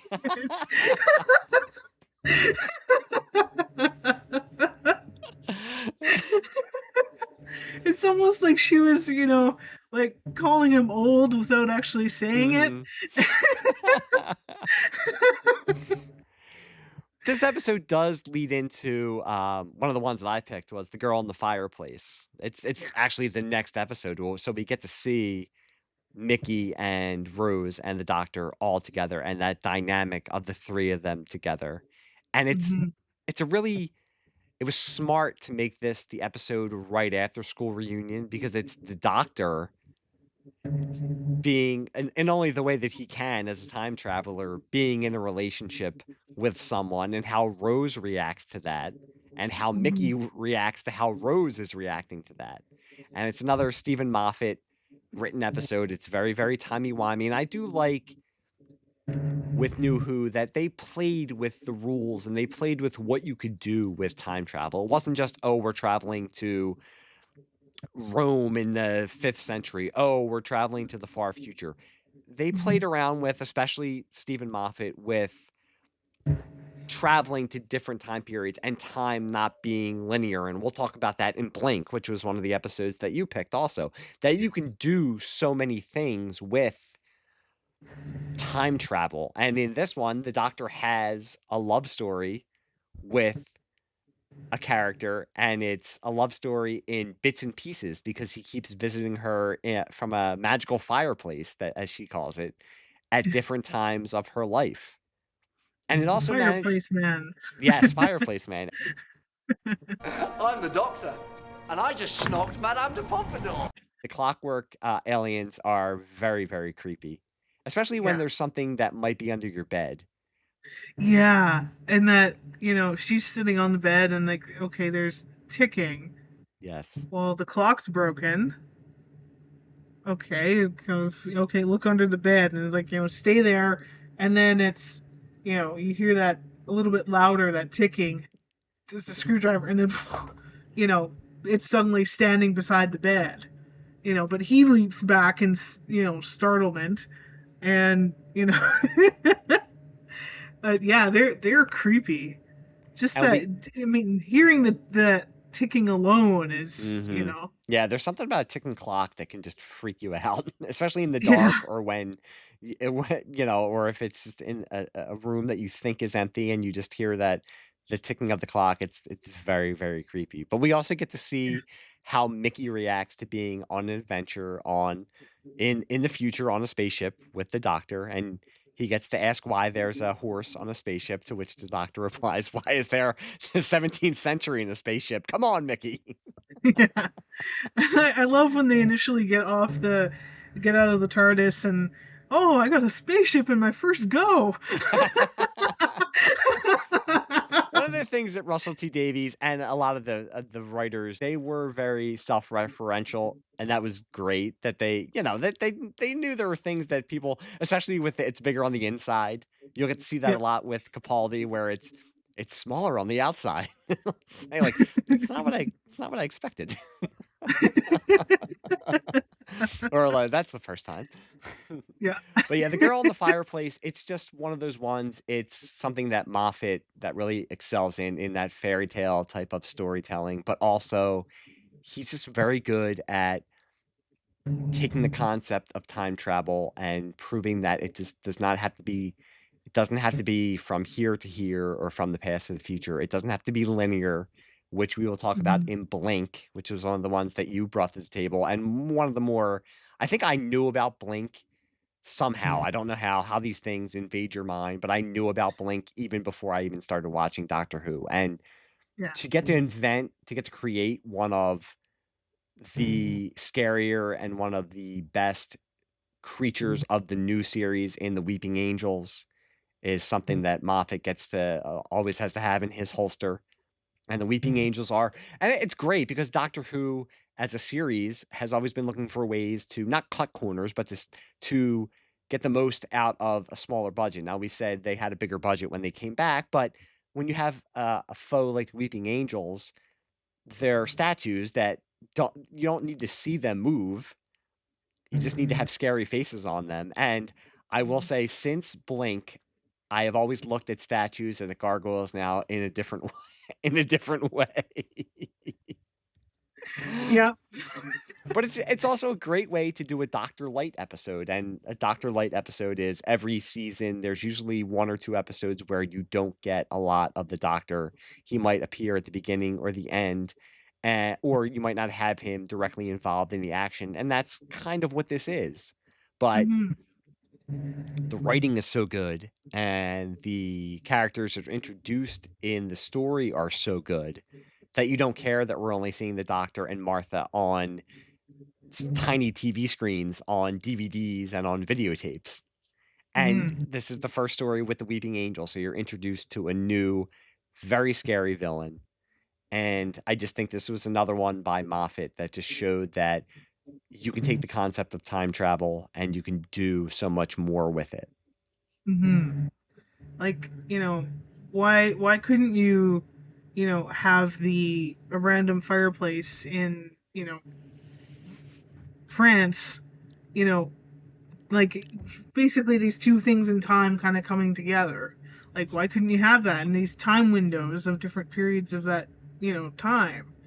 And, why couldn't you have that? And why couldn't you have, yeah, the Doctor stuck in a specific time period and he's using the technology that he has to, get it out there and let somebody know about the Weeping Angels and what they do. And, the instructions of, don't blink, don't turn around, don't look away, blink and you're dead. you know. And it's also the puzzle pieces with the one-sided conversation that we eventually see how it lines up. And I Yeah. like that, and again, it's of the time, the DVDs and the Easter eggs on the DVDs, but I think that's really great too, with using something that was out there in geek culture. And I'm sure they knew that certain fans of the show that would tickle them to know that they're bringing this up. Because, hey, when I first got into DVDs, I was always looking for the Easter eggs because you knew that was something on there that you would find the special Yeah. features. And it's great that they brought that into the show. But it's ingenious how he does that, where it just see all these little interlocking, all these pieces that are eventually going to interlock. And I have a lot of respect for Moffat. I think he was. I mean, we'll talk about him as a showrunner with future Doctors, but as I keep bringing up, I just think I like that he didn't want to chain himself to this one box of time travel, and he saw all the possibilities out there, and he would take risks in playing with that. And sometimes he was successful with it, and sometimes it would just get into a huge bundle of gloobly globbly glook. But at least in this, with the timey wiminess of it all, it makes for such a classic episode. And it's another one of those episodes that if you're going to show somebody a Doctor Who episode and they say, okay, show me one episode that's going to make me a fan, this would be one of the ones that I would think about to show them what the show could be, because it's scary, it's sci-fi, it's got mystery, it's funny, it's got great performances. I just think there's just so much to love in this episode. Oh, for sure. And I And don't know yeah. why I can't remember the actress's name who plays Sally Sparrow, because she went on to have She went on to become more of a famous actress, but I totally can't remember her name now. But Played by Carey Mulligan. thank you. My old brain. If I could go back in a time machine, I would go back, look up who it was, write it down so I could look to my side and say, oh, look, I wrote down who it was. Again, this is my continuing thread through every podcast. I talk about using a time machine to go back for the most mundane type of thing and not helping society in any way. I would definitely not call myself the Doctor if I became a time traveler from Gallifrey. Now, I did have a question for you. Yes. When you sent me your list, I was surprised. I wanted to know why you picked Tooth and Claw as one of your episodes for the 10th Doctor. I like that it was, they were very much like they were set on going to 1979 to see Ian Dury and the Blockheads, and let's go see it in Sheffield, and then they end up in 1879, Scotland, and the Doctor, he comments, same difference.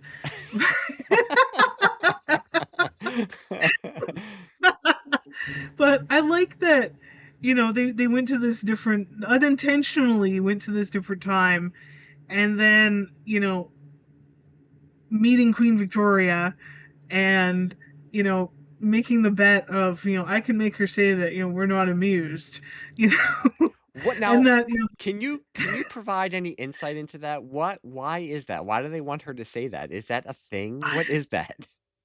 I don't know. Okay, I didn't know if it was maybe something that she was famous for saying, or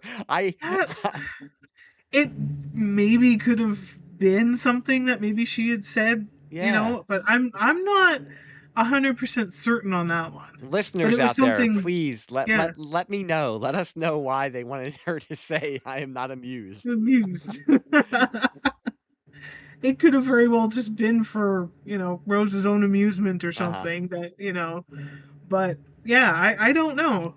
But I like that they, they went to the different time, and then it ends up, the werewolf, and, they got the as the Doctor calls them, the monkey monks.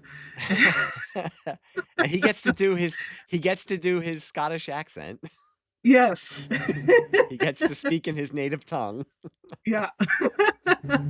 That was a revelation to me when I first saw David Tennant in an interview, and I did not realize he was Scottish, and heard him speak in his natural accent. And I was like, oh my God. Good Lord. Well, first I said, what did he say? And then I said, oh my goodness.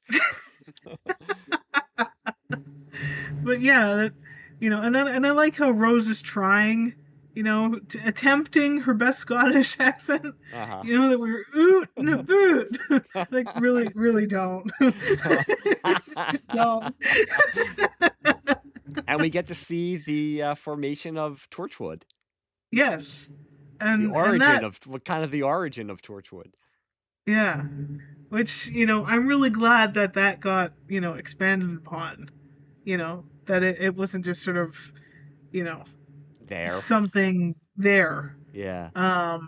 But yeah, I really enjoy this one. I think it's fun where you get the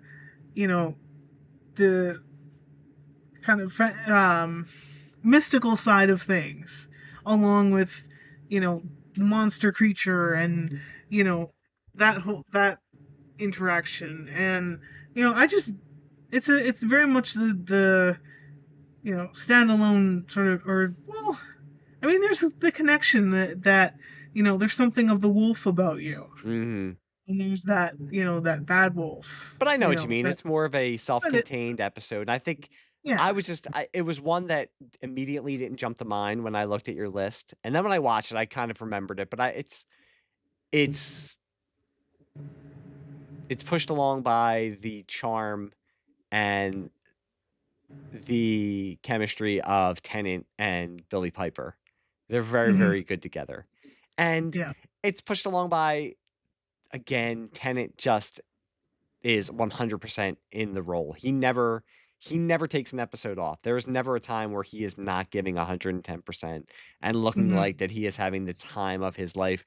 There was a commentator who was talking. I was watching a lot of videos about Doctor Who and about, the new series and the last 20 years. And somebody did make the comment that it seems like Tennant never left. And I don't know, for as much as I don't want to go, I think deep down he really didn't want to go. And if Tennant could have just played Doctor Who for the rest of his career, I think he would have. And I don't think a lot of people would have, maybe after the 18th year straight of him being Doctor Who, maybe being the Doctor. I keep saying Doctor Who. People are gonna be like, it's the Doctor. I know it's the Doctor. I just keep saying Doctor Who. But maybe after 18 straight years of playing the Doctor, people would have gotten tired of him. But yeah, I think it's just I keep bringing it up, but the joy that he has in being this character always shows through in every episode, in all of his performances. Yeah, for sure. And yeah, like this one, yeah, I just really enjoy it. I think it's fun. I think it's, yeah. It's just one that I will watch, it wouldn't necessarily be like a first choice, like an immediate, I'm going to watch that one, but I will absolutely watch it because I just, it's a different from the usual sort of, space alien kind of thing where it's, they're in this different time period and, they have more the mystical than, science fiction kind of. And, yeah, I just really enjoy it. And it's always fun juxtaposed with the past where it has to be explained in some way. And it's always funny to see the Doctor and whichever companion is with him explain who they are and why they're there in the past and why they're wearing what they're wearing and why they act the way they act and the things that they have with them. And bringing that up, we're going to move on to our third companion for David Tennant, Donna Noble. We haven't talked about Donna Noble yet. A fan favorite. Yes. Some people's favorite companion. And talking about the relationship and being in the past with a companion, The Fires of Pompeii was one of the episodes that I wanted to highlight because it established for me. I wasn't sure of Donna when she first came onto the scene and when she became a companion. I wasn't, and maybe it had been because that Rose and Martha had been younger and obviously positioned to be not only the friend but the love interest to the Doctor, or the one who pines after the Doctor. And Donna made it perfectly clear from the very beginning they were mates. No, they're not mating. They're not mating. You want two mates? Yes. What? No, you're not mating with me, sunshine.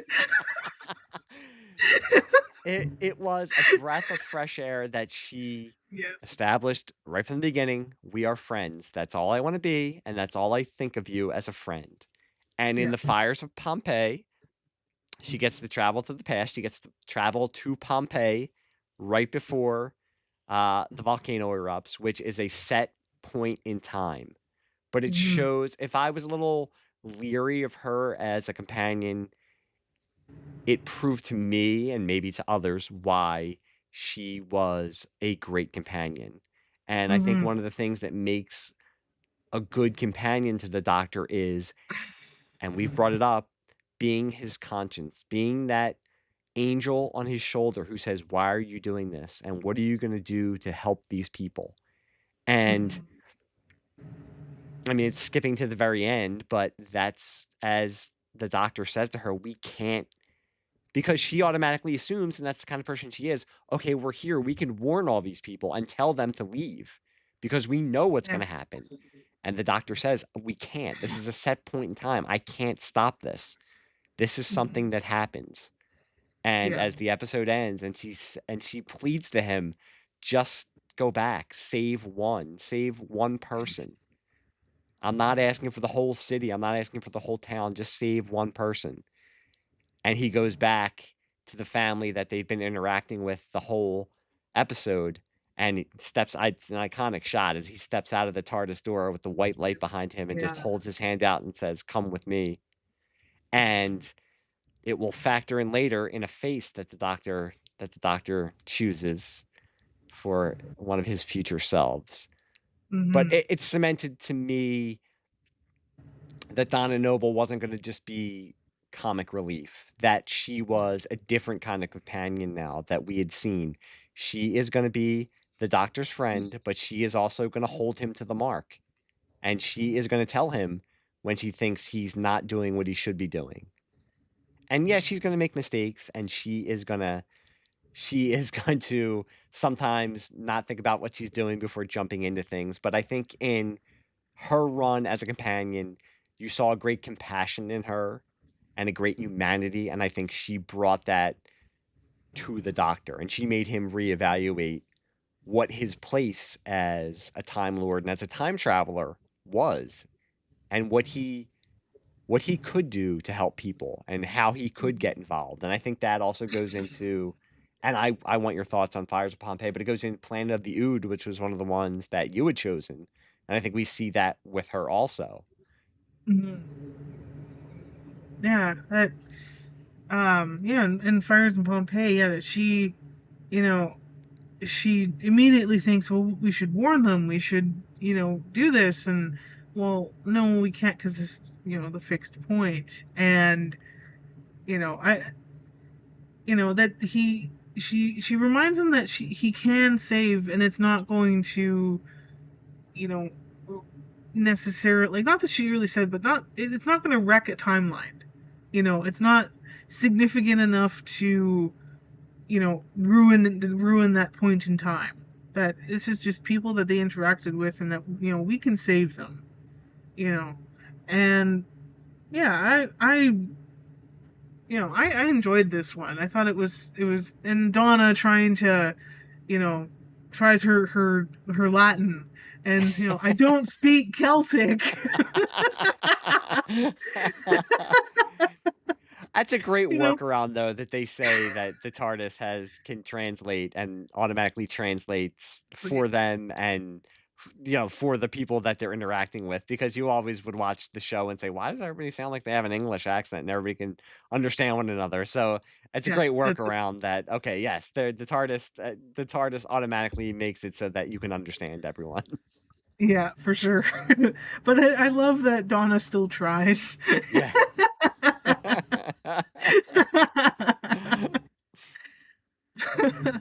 And I do enjoy that Karen Gillan is in this one as well. Yes, it's one of the witches.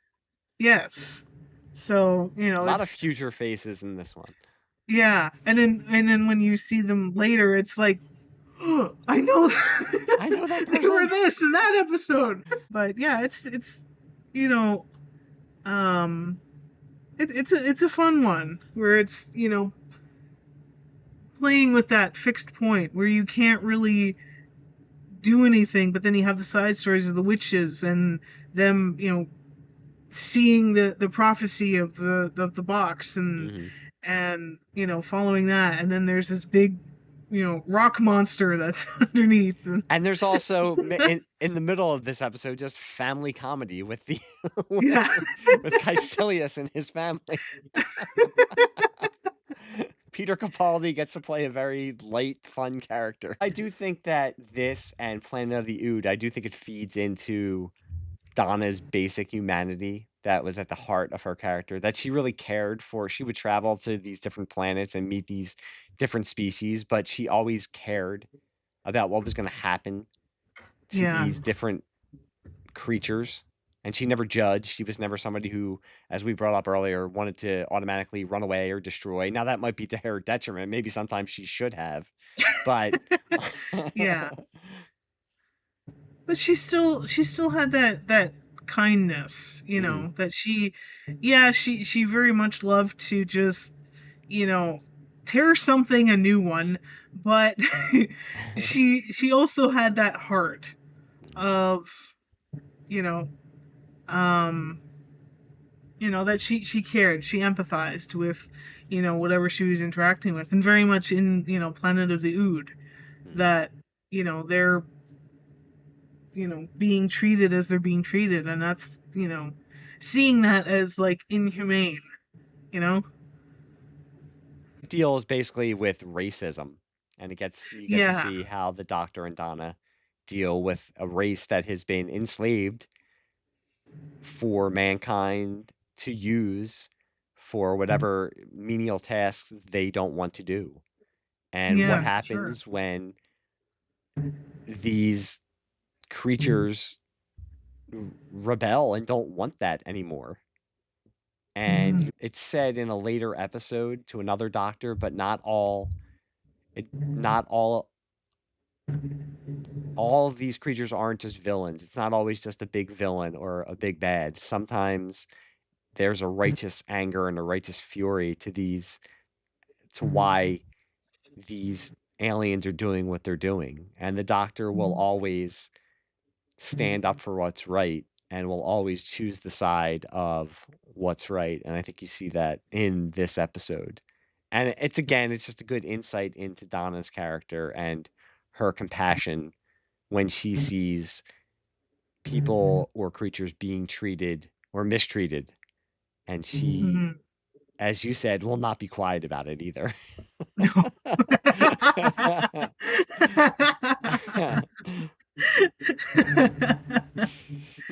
Yeah. Like in one of the episodes that I did pick, that, she, you're not going to get anywhere by, shouting at it that, I can try, And she does. Yep. She does live up to that. Yeah. And I really love what the Ood do to that head guy that's kind of overseeing that. They've been giving him his special hair drink. tonic. The hair tonic. Hair Yeah, the hair tonic. drink. Yeah, the hair drink. Yeah. I mean, I guess it could be tonic. He's drinking. You could drink a tonic. Yeah. Yeah. So that they've been giving that to him, and then he eventually becomes one of them. Yeah, you get some I was body like- horror. You get some body horror Yeah, at the body end. horror. They're like Oof. heads peeling. Yeah. But but I absolutely love that because they got their Yeah. their quiet got- revenge on And him. he got his comeuppance. Yes. He got basically what it was coming to him. Yeah.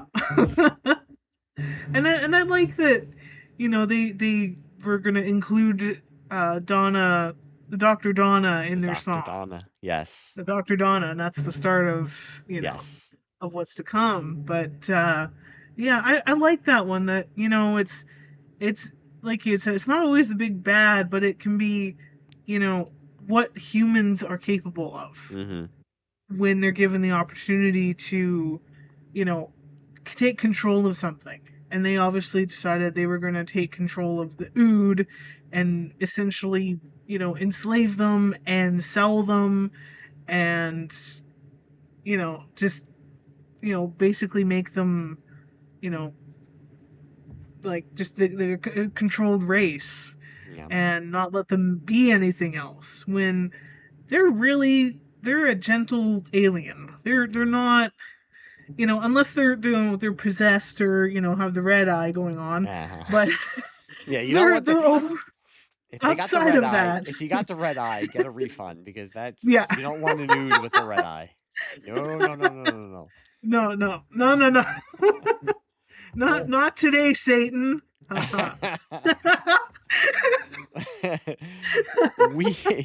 we keep talking about being timey-wimey. We're going to go back in time to Partners in Crime, which reintroduced Donna.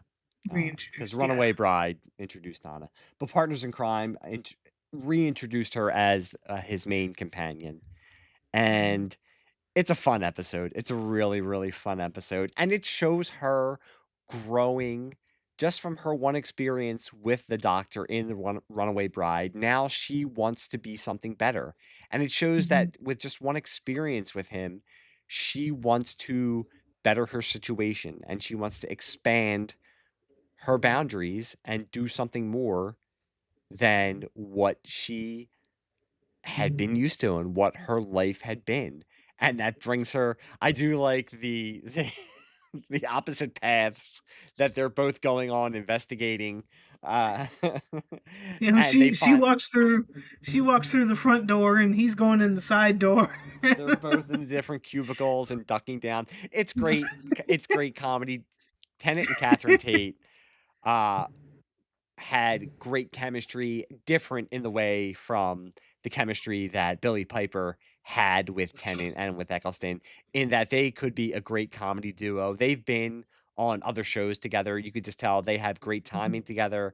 They just have great comedy timing together. So they put it to really good use in this episode. And when they finally do see each other, as Donna is outside at the window and Tennant is looking at her, and it's silent as they point to each other and just mouth the words and do hand motions, and it's with no words said. It's hilarious.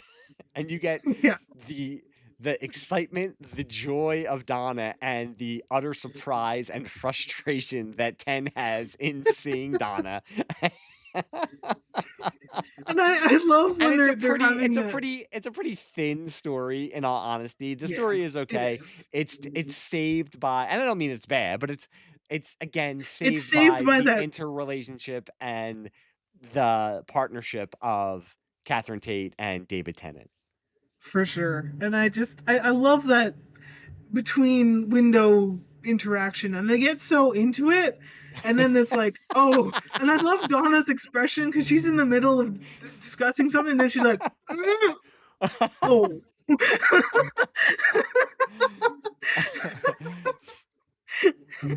And then she and even Miss Foster, she remarks, are we interrupting something? Yeah, this episode's very, lighthearted and very fluff, but it's just so fun and funny with the two of them just bouncing off each other so well. And I love the, how in the start of it, yeah, they're opposites. Their paths aren't quite crossing, but they're in the same spot. They're both, and how what similar things they're doing. They're interacting with somebody. They're doing the same things, but it's a little bit different, and it's just, it's so good. Well, we go from a lighthearted and fun episode like that to one of my choices, which was Midnight. Yeah. And this one doesn't have a lot of Donna. She's in the very beginning and the very end, but that is on purpose because we get to see the doctor. And one of the few times that you see the doctor totally helpless. And it's a very scary episode. It's very tense. And I think the performances, it's very claustrophobic. And not only just because you're stuck on basically a train that is it's a tourist excursion on a planet, and it's supposed to be a planet that is not inhabited. And you never see what the monster is that is threatening this small group of tourists on this train. But it does possess one of the passengers, and she gives, the actress, and her name I do not know, I should have written it down, I did not, gives a great performance, a scary performance, and also brilliant in that she has to mimic what David Tennant is saying, and the way she does it with that flat yet sinister inflection, it's just so scary. And to think about being stuck in closed quarters with somebody who might possibly be insane and also might be infected by something that's alien is very, very scary. And I think it's a very unique episode in that you see this doctor, and Tan is a doctor that, as I said, a lot of it could be a mask that he's masking up his pain and also his darker side, but he's very much the happy doctor. He's very much the joyful doctor. And to see him in a situation where he, one, is totally helpless, and two, is obviously, you don't get to see the doctor scared and fearing basically for his life. And you see that here. So I think it really made for a unique episode and a very, very scary episode also. Yeah, this one, I don't revisit often, Yeah, it's not very Um, light. It's not something you just pop in for no, some light entertainment. no, you have to watch it if you're. I mean, you don't have to, but if you're gonna watch rewatch the series again, Mm. then you'd watch it. But you don't just decide I'm gonna watch Midnight. That specific episode. Like, no, you're not. But I don't mind it. I like that we get to see the Doctor be vulnerable. We get to see him be helpless. That he doesn't, have that bubbling confidence that he'll, put out normally. Um, that he doesn't really have an answer as to how to deal with this, and that it takes him time to figure out, okay, what can I do. But in the middle of that, he's you know terrified out of his mind. And I think he's also He's terrified because, as we've talked about through the series, that the Doctor does not want to be disappointed by the human race. And he's also yeah, terrified because this small group of people they're being turned against one another and then turned against just one. And it shows yeah, how easy it is to manipulate and to make a group of people automatically fear something they don't know, but how easy it is to manipulate them to be that way. And I think he knows that deep down, the humans, unfortunately, will always be like this. They will never live up to what he wants them to be. And it's being shown to him right here as they are going to basically throw him out of this train car and he will die. And they're being manipulated into that up until the very end when one of them does prove his faith in humanity. But to be someone who has so much love for a certain race and so much trust, and to have that trust broken, is something that also works on his mind. And I think that, combined with the fear of death, that's also just something that breaks him a little bit. as much as he might say that he's tired, or for living so long, he still has that fear of death and what that is. And yeah, and he he has so much love and respect for the humans, but then it's also, I think he's also learning that no, they can't always be trusted. They're not always honest, that they can betray. And I mean, in this instance, they were manipulated by the entity that was there. But yeah, that he kind of loses that, but then gains it when you have that one person who, ultimately stops that. But yeah, this episode's very, very dark and heavy. Yeah, like I said with Blink, and also with some of the other episodes, if you're going to introduce Doctor Who to new fans, I don't think this would be one of the ones. It's a great episode, but it's not one of the ones. It's not something that you just pop in and say, "Hey, watch this," and you're going to fall in love with this show. It's a very, very heavy episode. But I I think think that, it would ultimately turn somebody off. oh, I'm sure. I'm sure. Which, rightly so, honestly. Two of the ones we separately chose these episodes that maybe I would say to people, okay, watch these, were Silence in the Library and Forest of the Dead, Yeah. which introduce River Song, who Yes. is one of the most important and most popular characters in Doctor Who history, played by Alex Kingston. Most people would know her from ER, but I think a lot of people would know her now as River Song also. Archaeologist, criminal, wife of the Doctor, although we don't know that right now. And that's what, Yeah. these are great episodes regardless, but the mystery of River Song, and knowing that she knows the Doctor and the Doctor does not know her, and spoilers, and why does she have a sonic screwdriver? Why does she have a diary that has a history of her meeting the Doctor and their history together? And Mhm. the doctor is a character who is used to being the smartest person in the room, and she basically matches him in wits and also knows more than he does about certain things that he has not experienced yet. So that puts him Yeah. on the back foot, and he does not like that. Mhm. And all of that mythology that's built up combined with just 2 scary episodes with shadow creatures and a small band of archaeologists being stuck in shadows, and more timey-wiminess with Donna Noble finally getting her perfect life, but having it ripped away and having to voluntarily give up that perfect life. Mhm. It's just I they're just two episodes that I love. I love these yeah. episodes.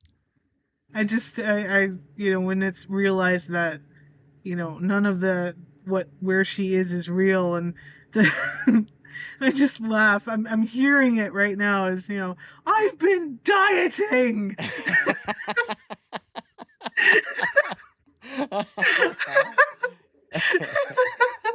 Like, yeah, it's sort of shock enough that this isn't real, but then that's the one thing she just is kind of frustrated at.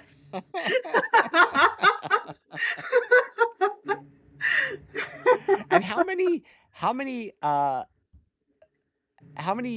TV shows do you get to meet a popular character, and the first time you get to meet them is also the last time you'll ever see them, because it's also the death of the character, because spoilers, this is the death of River Song also. Hmm. Because they haven't met in the right time, Which and I always try to figure out. I mean, it's so crazy that they meet at different times of their lives.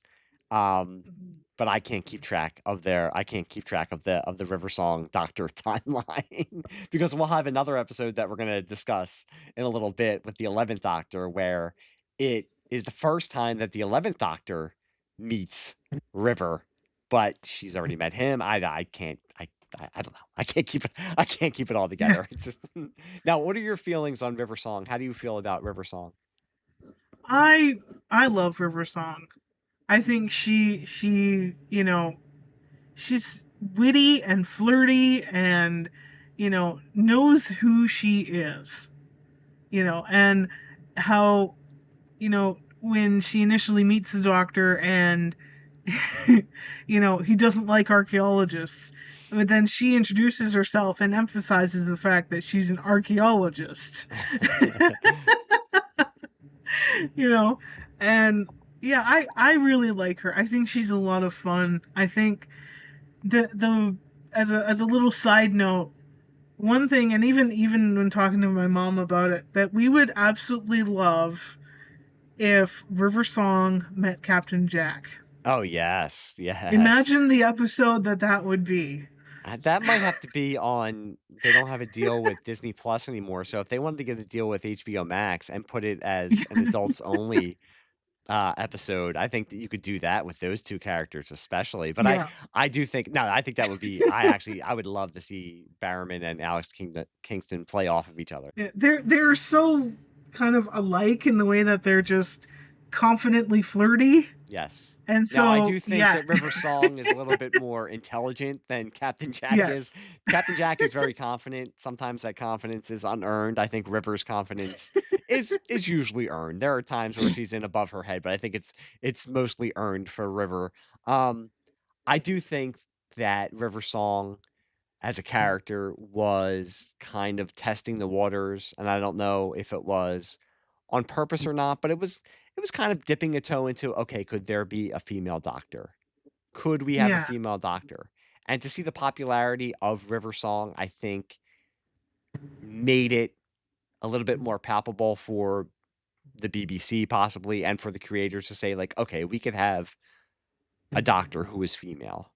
Because that's Yeah. basically, I mean, it's not exactly what she is, but you know what I mean, that it's a very strong character who can go toe to toe with the Doctor, is at his level, is at his intelligence level, can do action, is also funny. Can operate the TARDIS without using the emergency brake. Even better, yes. She can fly it better than he can. Yeah. You know, he like later on, you know, where's that sound? That sound. That's you leaving the brake on. I love that sound. It's brilliant. It's a good sound. But the but I think yeah, with this one I think it was very much testing the waters to see if that would be something that they could do, you know, in the future or down the line. Mm, But I even think it's just fun to have a different character that's not necessarily a companion.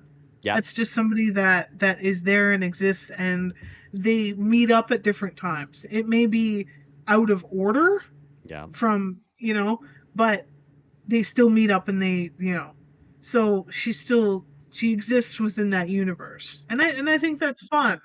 It's again Moffat playing with, like we said, it doesn't have to be linear. It's not, Yeah. he's playing with what time travel can be. And Sure. on the total opposite end, it gives Donna, again, it shows why she was such a great companion in that she was a character that was defined, that she wanted to find the husband. She wanted to, you know, her character started out, she was supposed to get married, for God's sakes, the first time we see her. But a Yeah. lot of the times it's, I want to find a husband. I want to be married. You know, that's what she thinks will define her life. And she finally Mhm. has what she wants, and she knows she has to give it up, and she does it. And it Yeah. shows her you know, it still shows her empathy and her kindness for her children who aren't real, but to her they're Mhm. still her children. But it shows Yeah. that she knows what has to be done and will do it, even though it will destroy this world that seems so real to her. Oh, for sure. And yeah, the you know, the in that episode, you know, there's those not really mannequins, but they're like the thing with like just like an avatar of Yeah, the an avatar. face, Yes, yes, yes. and you know, turning around and Donna's face being there is Donna Noble has been saved. Yes. You know? And I like that too, that it was the child Cal Mhm. who who had that world, Yep. who obviously, you know, she left very young, and they wanted to give her this world of, you know, all these books and all these, you know, they gave her that. And I like that little storyline as well as to why this became a thing. Mhm. Yeah, I like the So world building. It wasn't just, well, because it is. There's an yeah, explanation behind why all this is happening. yeah, there's a little bit more meaning behind that this library existing. And even when it's done, I mean, there's still that mystery that was there of who was River Song, and we didn't know that Yeah, that was going to be explored in the series to come. But you know, it's still, and the doctor says it to Donna. You know, you can read this diary, but do you want to know? Do you want to know what is going to happen to you? yeah. And like there's that temptation like where you see like the doctor's hand on it and he's kind Hmm. of like, you know, moving his fingers on it and like no, you know, just leave it. You know, don't want to know.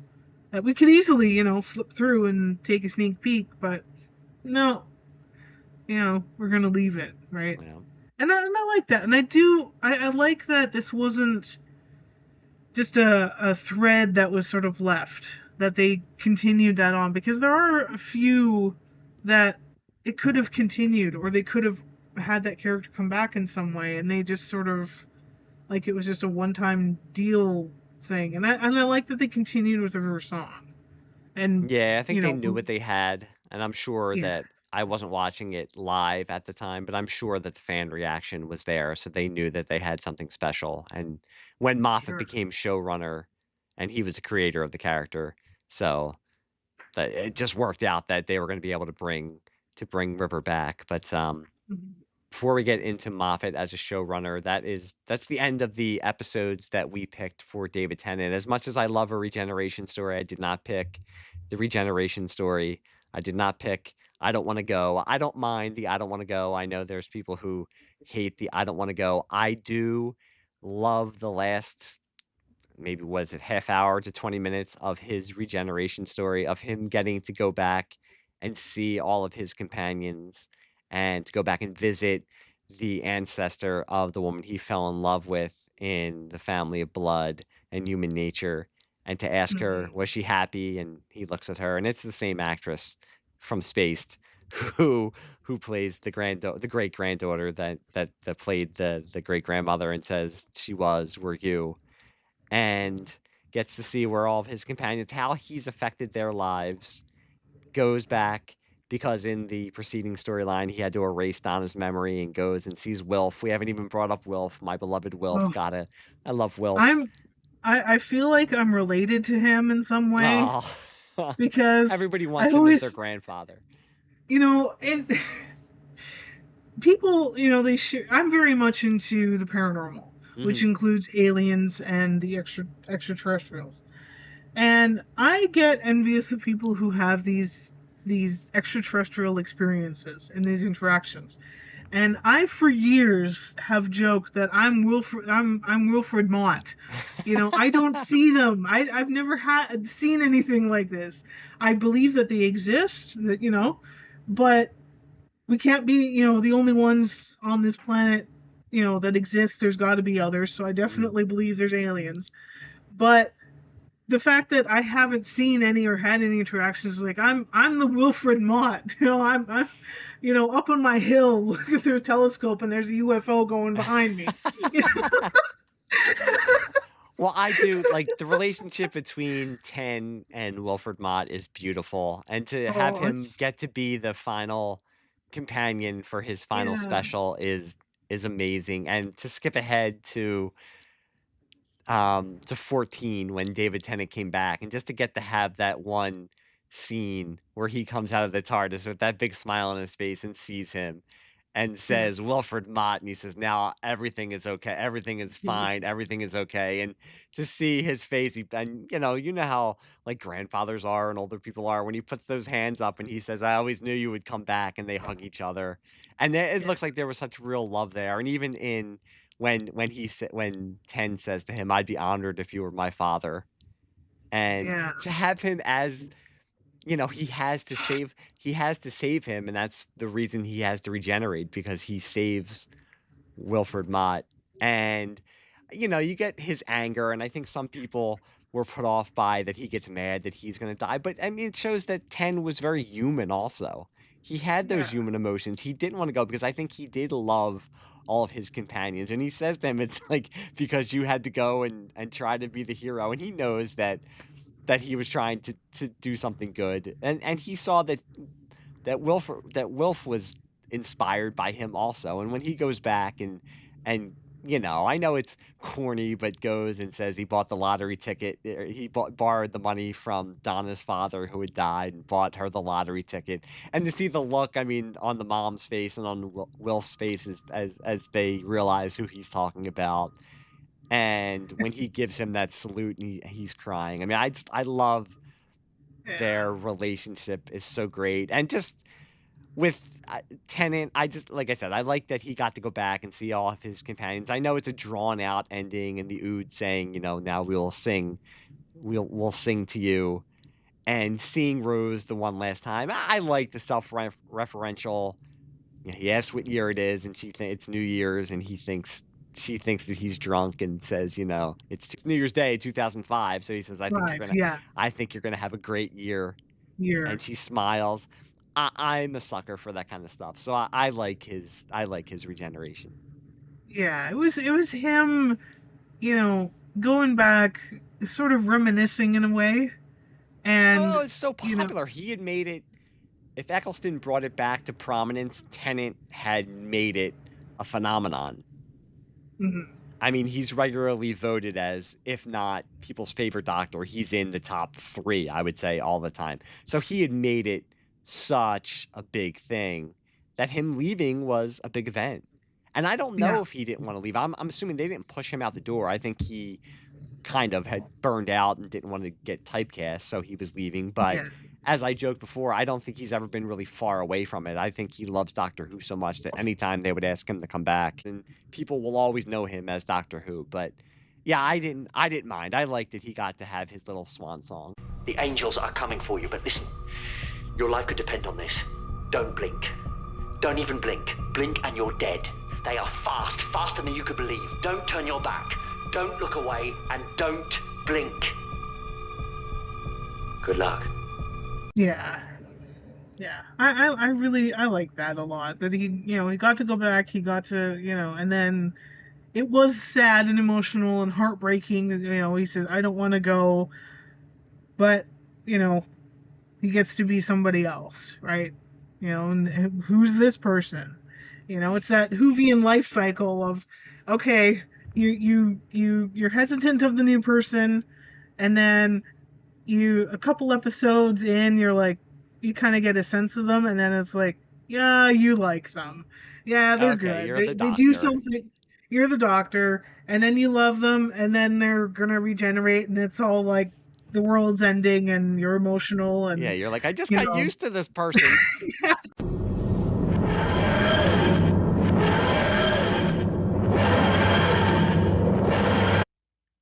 Hey, everybody, Mike here. Happy New Year again, by the way.